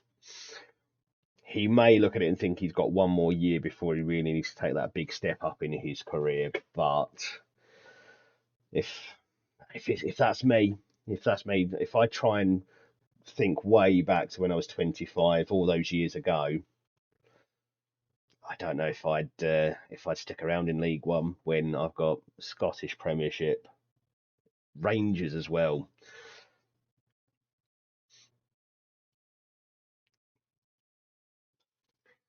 But it may not be the end of the world. Reinvest that money with the right signings. May never miss him.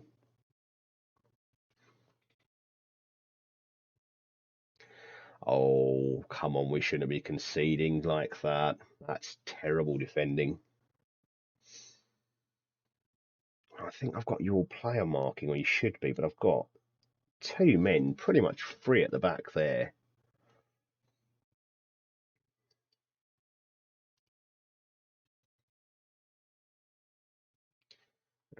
Let's go attacking.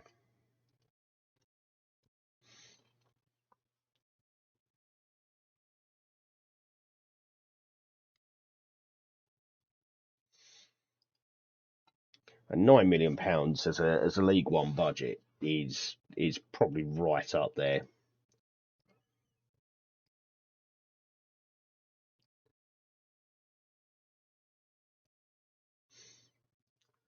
You need the right manager to make sure that all comes together, though, don't you? Let's go and get a goal, Rangers.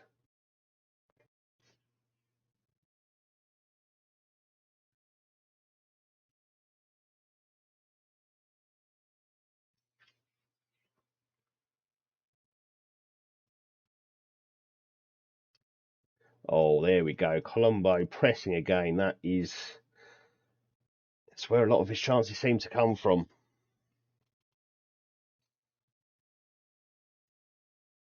Charlie Patino, that's a name I do know, and it looks like he's got a future.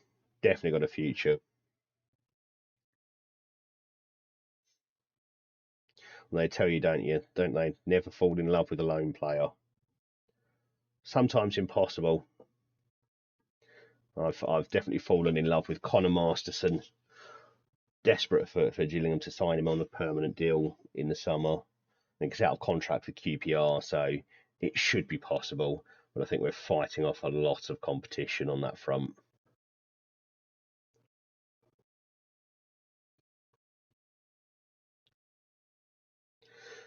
Okay, we're going to have to bring on some of the bigger players for this, I think, because we need to get back into this. We need to get our lead back.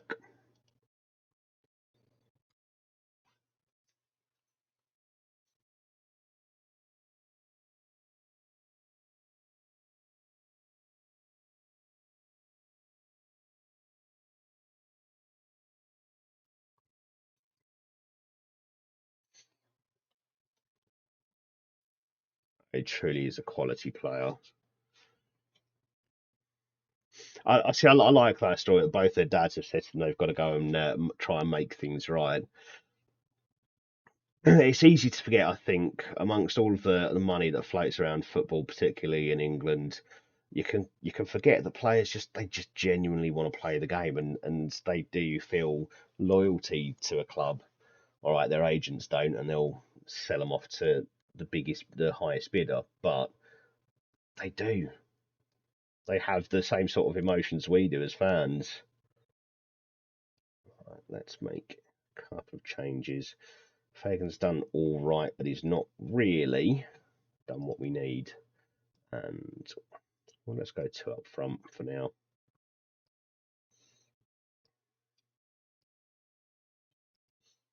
I thought you could put up there. Let's do this then. Let's do a little 4-2-4 and see if we can steal our way back into the lead. I'm going to berate the team for not doing well enough.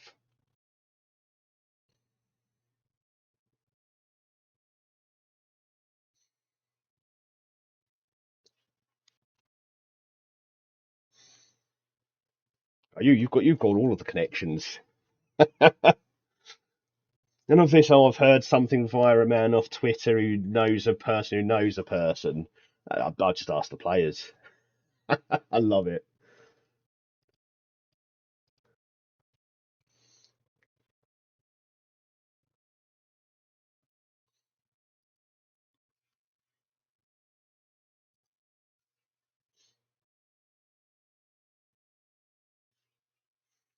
Is this all through the connections you make in the owner's box?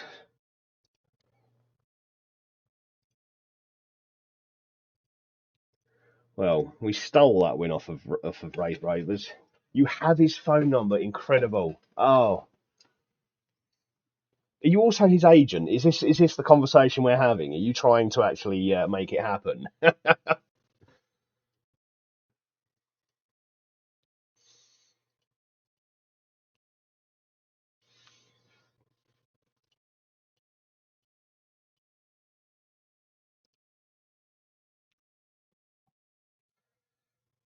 All right, on to St Mirren. We need to put games to bed better than that. We've just got to score some goals.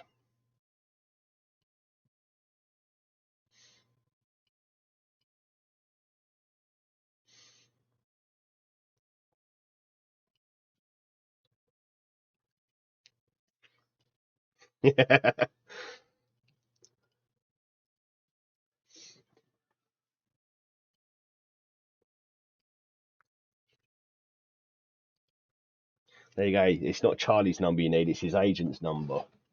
Get him to sign on that dotted line. While you're at it, can you get Connor Masterson's agent's number for me?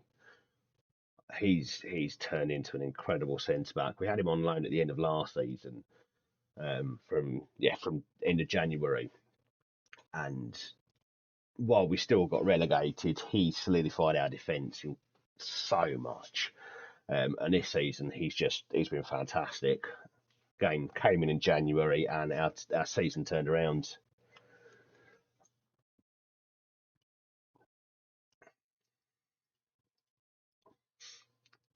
And this is why they tell you never to fall in love with loan players, because if he doesn't come back on a permanent, I'm going to be gutted.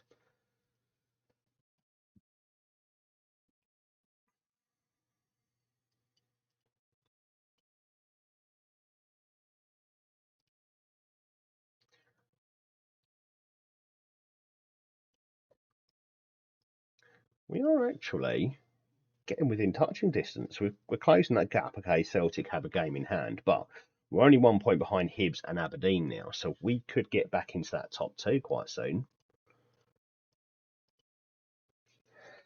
And from there, well, it's only a short hop to first.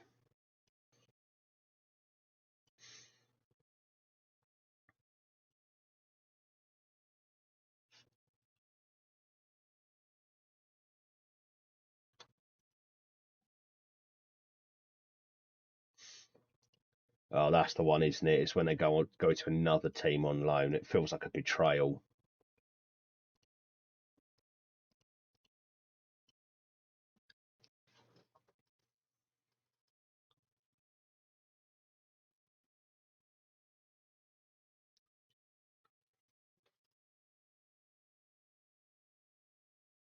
We're Sunderland in the same league as you at that point.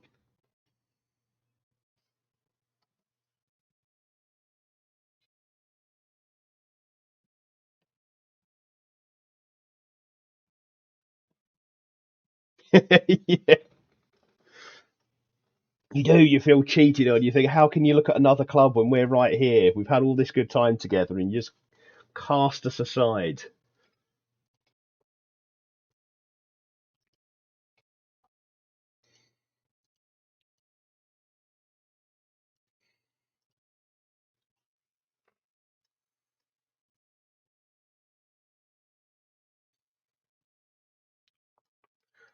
Oh, so we've got Atalanta coming up. Okay, definitely want to rotate the team just a little bit for this.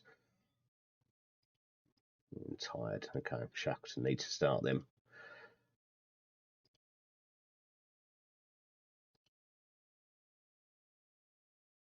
So what do you do in the summer then when the football season's off?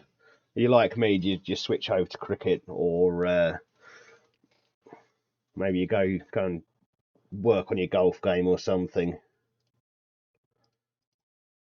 You're ready for a start, I think. Give Raskin a rest. Cars can start alongside Bernardo. So Yates hasn't played for a couple of games, has he? Oh no, we don't want to do that. Let's undo that.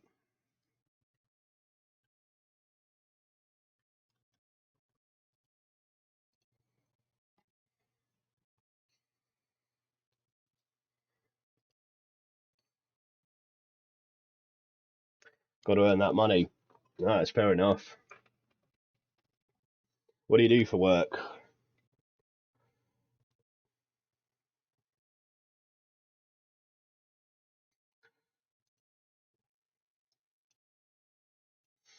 No, okay, let's do. What am I trying to do here? I want cars. That's what I'm playing.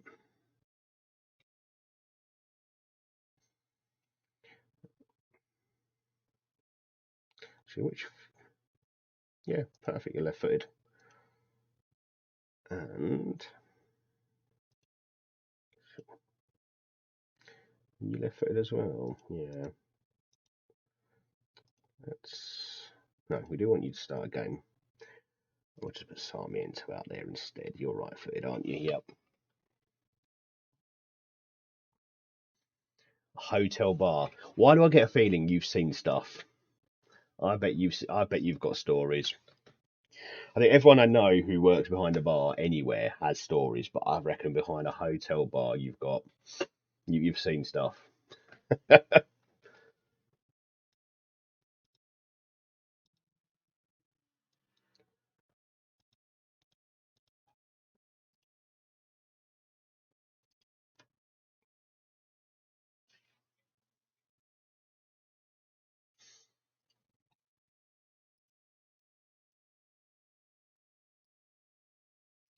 Well, I think what we'll do is we'll play this game. We'll play the first leg against Atalanta, and we'll probably call it a night. This is my longest stream so far, which is obviously a baby stream for the proper streamers, for the real streamers out there. But building up my stamina, we'll call it.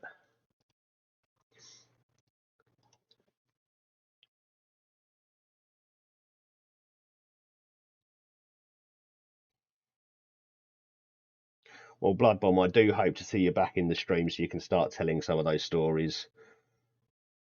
Yeah, it's 1 a.m. I've really only just noticed the time myself, so definitely thinking I need to start thinking about bed as well. But thank you for joining. Thank you for chatting with us, and thank you for the follow. It's been an absolute pleasure, and hope work goes well for you tomorrow.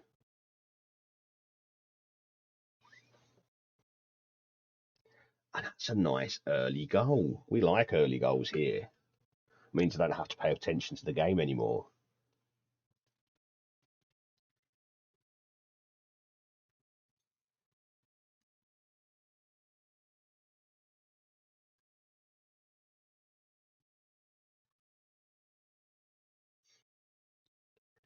Okay, can we keep this push up the league going? I did notice the league table said we are level on points with Celtic. They still have that game in hand, but symbolically that means something for me. That's a lovely ball through for Sarmiento. And that is a lovely finish. I mean, it just crossed the line. I'm sure you could have put a little bit more power behind that. Thank you, buddy. Really appreciate it. Yeah, up the Jills and up the tangerines.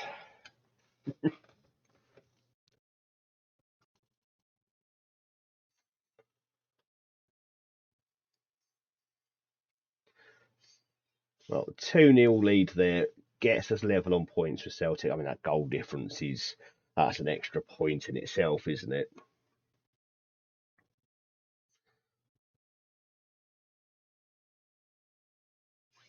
All change. Hibs have gone top now.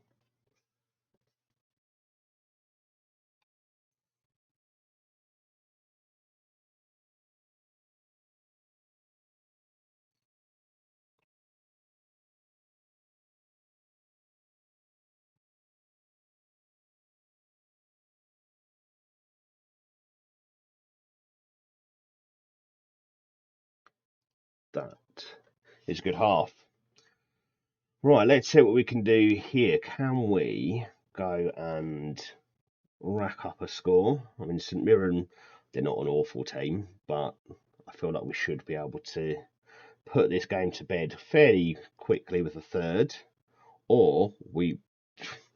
That was worrying. That, just as I'm talking about putting the game to bed, we give away a chance that they just knocked it over the top. Is that two striker partnership, isn't it? It makes that much more possible. Love a 4-4-2. For years, I wouldn't shift away from a 4-4-2 formation.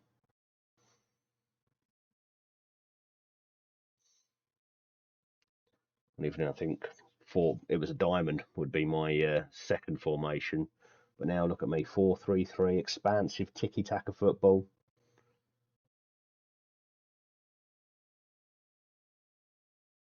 And we're just getting a little bit caught up in our own box there. But here we are on the break, which is where we are strongest. Right, let's get Kozia Dubry off. He's not had a great game and he's making his way back from injury. So let's not push him too far.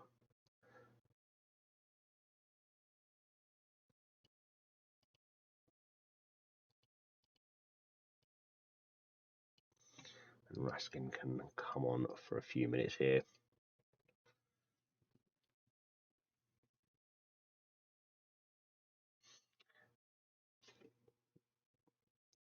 It looks like Celtic are struggling against Wraith Rovers in much the same way we did.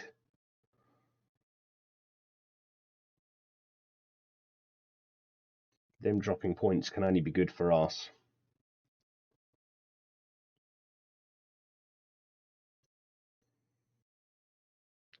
And Shackleton does make it 3, and now I can feel relaxed.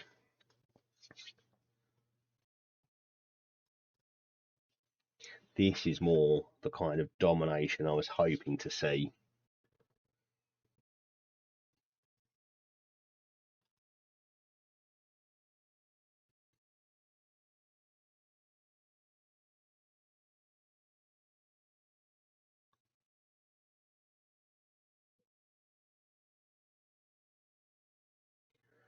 But when they've got two up front like that, we've just got to be careful.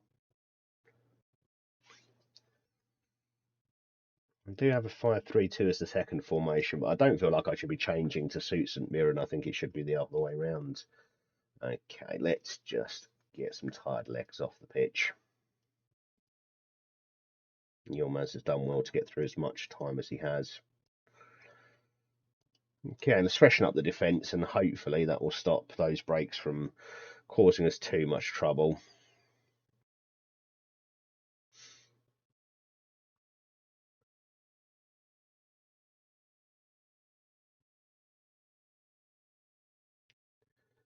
Oh, that was nearly 4 for a hat trick for Sarmiento. Nearly came there. Let's just slow the game down. just for the last few minutes, and we'll see that one out.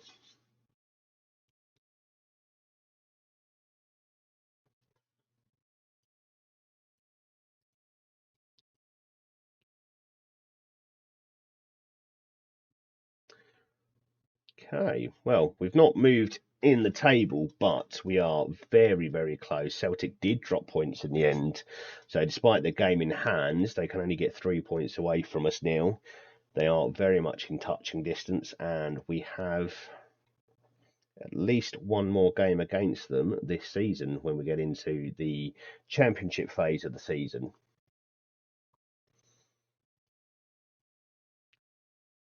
But the big one at the moment is Atalanta.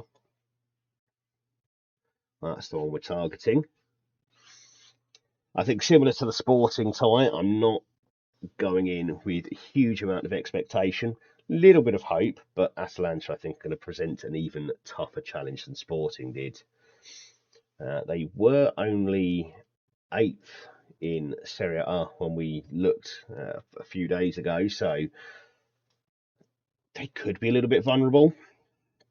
But is the gulf between Italian football and Scottish football so big that 8th versus 4th is still very much weighted in their favour? We'll find out.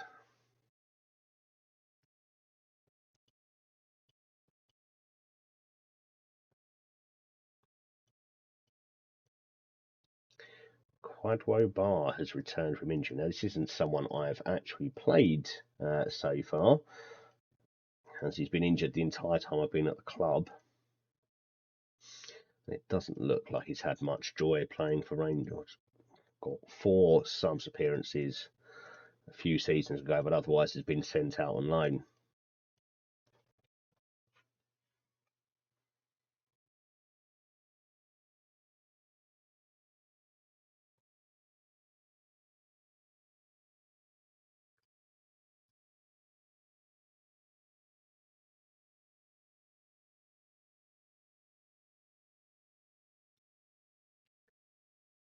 So let's hope we're leaving this one on a cliffhanger tonight. So you've just come back from injury and you're telling me you want to leave. Well, your contract is up at the end of the season, and I frankly haven't got any time for you. Yeah, okay, you're gone. Imagine coming back from injury and then being on the transfer list and then saying, "Oh, look, I want to play more football." Well, I think we just move you down to the B team. You're not really likely to feature, so off you go, off you pop.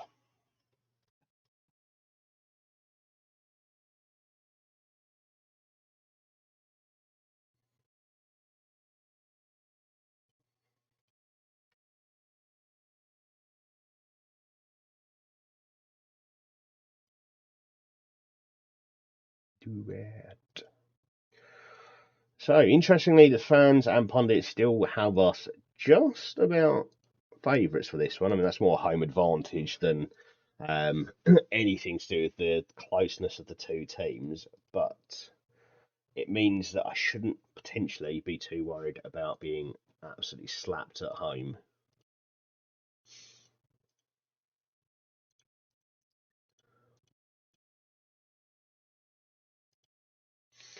And this might give us an idea if we look at the the reputation. 3.5 stars for us. Atalanta are 4 stars. So that, yeah, I mean, as expected, they probably are the bigger and stronger team. They've probably got a stronger squad than we have, I would imagine, but not so far away that we can't realistically look at a chance of at least winning this home leg and giving ourselves a chance of progressing to the quarterfinals.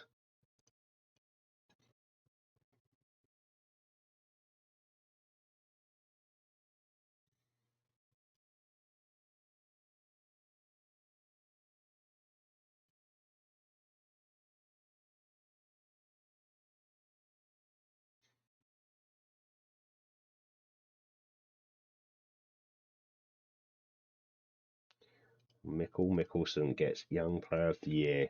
Not only does he have a great name, but he's also quite a good player.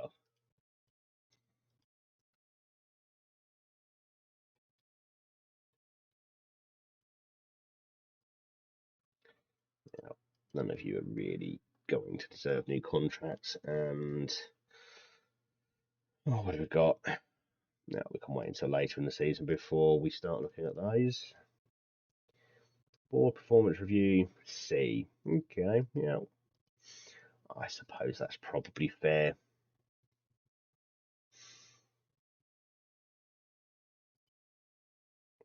We've not pulled up trees, have we? We've done better in Europe than they were expecting. Be competitive was their instruction. Well, we're into the second knockout phase, so the round of 16, I think they're calling it. That's fine by me. And we're expected to win the Scottish Cup, and we are still in it at least. Did you see who we were playing? It will be Dundee United. Well, my old team coming to visit in the Cup quarter-final, and then immediately after again in the league. That will be a fun time, I'm sure. I can't see Football Manager giving us any reason to worry. I'm sure no problems, easy wins there. Okay, let's start with Shackleton. Let's get the Danish boys back in the centre of defence. Yilmaz out on the left. Now, what have I got you defending as? Let's get you training as a ball-playing defender. I think you've got the ability. You've definitely got the attributes for it. You're fit enough, aren't you? Good. Ryan Yates can play his role there. Then we've got Raskin back. He can play his role there. Would you prefer to play central midfield support? No, box to box is my preference.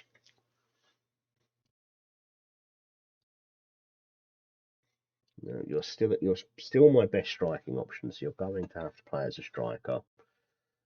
Sarmiento, you left footed. I can't remember which foot you play with. Right foot, so you want to go on the left. I like my inverted wingers. Let's do Isaacson. We did spend a lot of money on him. Feels like we should be giving him as much game time as possible. And Sarmiento. And then whoever is registered is on the bench, which is probably the most we've had so far. And then I know that I've got Lowry. I'm just going to move him up and make him available for the reserves. He never actually plays for us, I don't think. I might have brought him on 1 or 2 games. Then we can have Cam Stewart's fairly good, aren't you? Yeah, you can come and sit on the bench. Bobby McDonald, are you another one? Yeah, let's give you a bit of bench time. One more. Who else? Hands up, lads, if you want to come and sit on the bench in a European game. Yeah, go on, Liam Crichton. You can come and sit on the bench as well. Okay, we go into the last match of the stream against Atalanta. Hopefully, going to leave ourselves primed for a second leg with hopefully at least a 1-goal lead.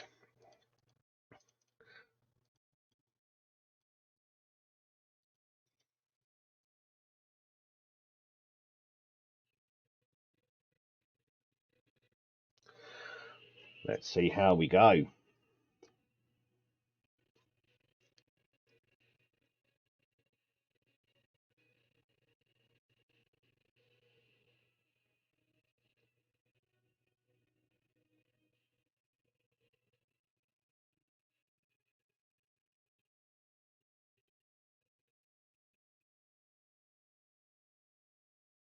This is a good attack early on. Ball fired towards the goal, but over the bar. That is good intent, straight from the off.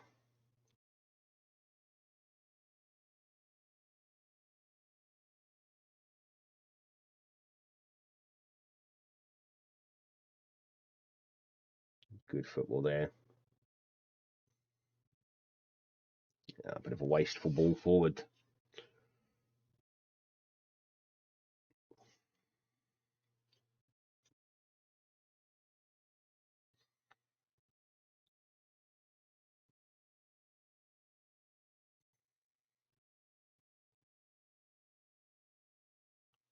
Good interception from Yilmaz. Now Isaacson has a chance to tack down this right-hand side, but Atalanta defending quite strongly against us. But that is a stolen ball, and Raskin now. Can he put us 1-0 up? No, I think the defender got a boot to that. But I like that. I do like high press, stealing the ball off them, putting them under pressure.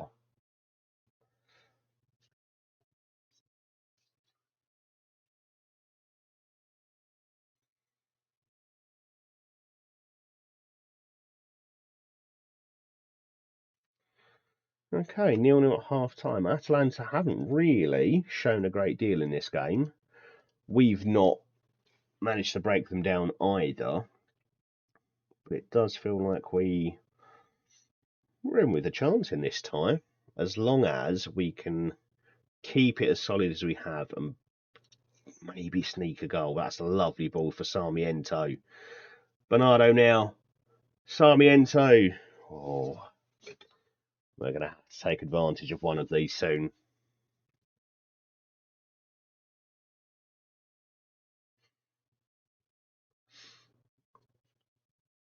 And now we come down the right-hand side with Isaacson.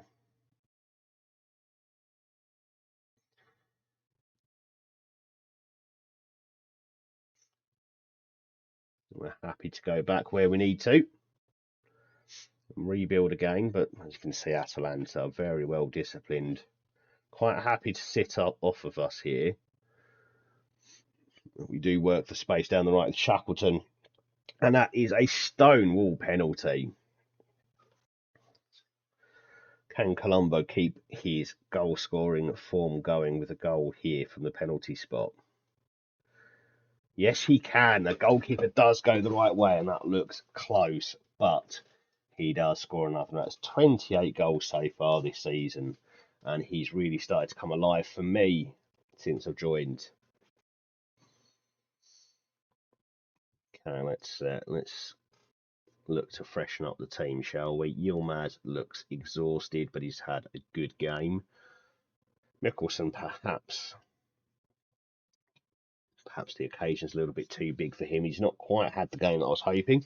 Isaacson can come off for Tyrese Campbell, I think. Yeah, left-footed as well.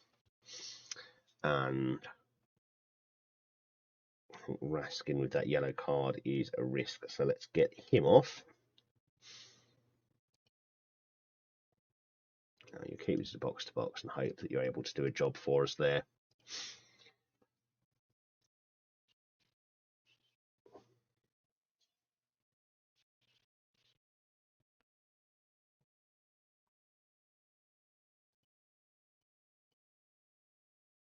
Give them some encouragement, which is a bad idea when you're 1-0 up, isn't it? I don't even know why I thought of doing that. Sarmiento, oh no, that's not good. Right, Sarmiento off, and I think Sam was. Nope, I've only got the one, so it's got to be Sarmiento. There we go. Let's see if we can steal a second goal in his last couple of minutes. We do have the attack. Shackleton down the right. Cast now. Yates picking up on the loose ball. But Shackleton driving in again. He won the penalty with a run similar to that. And it comes to a bit of nothing in the end.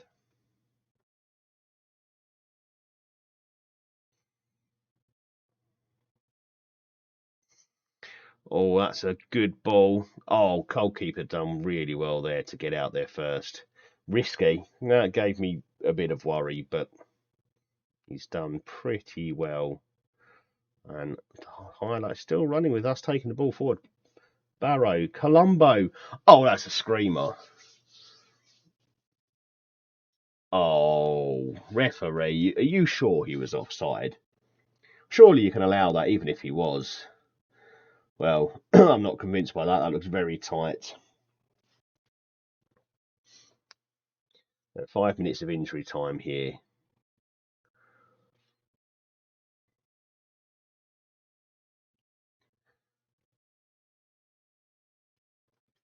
Who's going to get the better of this one? Missed tackle there from Musa Barrow. But Piatkowski, I mean, I was going to say he clears that up comfortably, but that was worrying. Putting it across your box like that is a bad idea generally. Small now charging down the left-hand side. Can he get a ball in? In for Bernardo. Barrow. Oh, and he does make the keeper make a stop. I'd be quite happy if this finishes 1-0. 2-0 would be quite the bonus, though.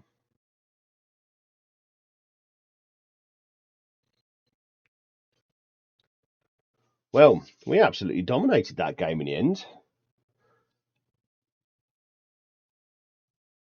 Plenty of shots, 2.16 XG. Possession just in our favour.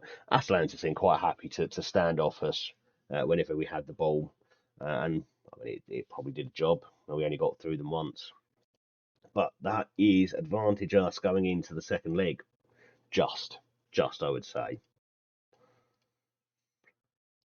Well, we're going to bring the stream to an end there. So thank you for everyone who has joined us through various parts of the night. Even if you've just lurked, really appreciate you spending a bit of time with me this Saturday evening slash Sunday morning. We will be back again later in the week. I say later in the week. There's not much later in the week. I don't know whether it'll be Monday night or Tuesday night stream, but we will be back in a night or two. So thank you very much for joining us, and I hope to see you again on the next one.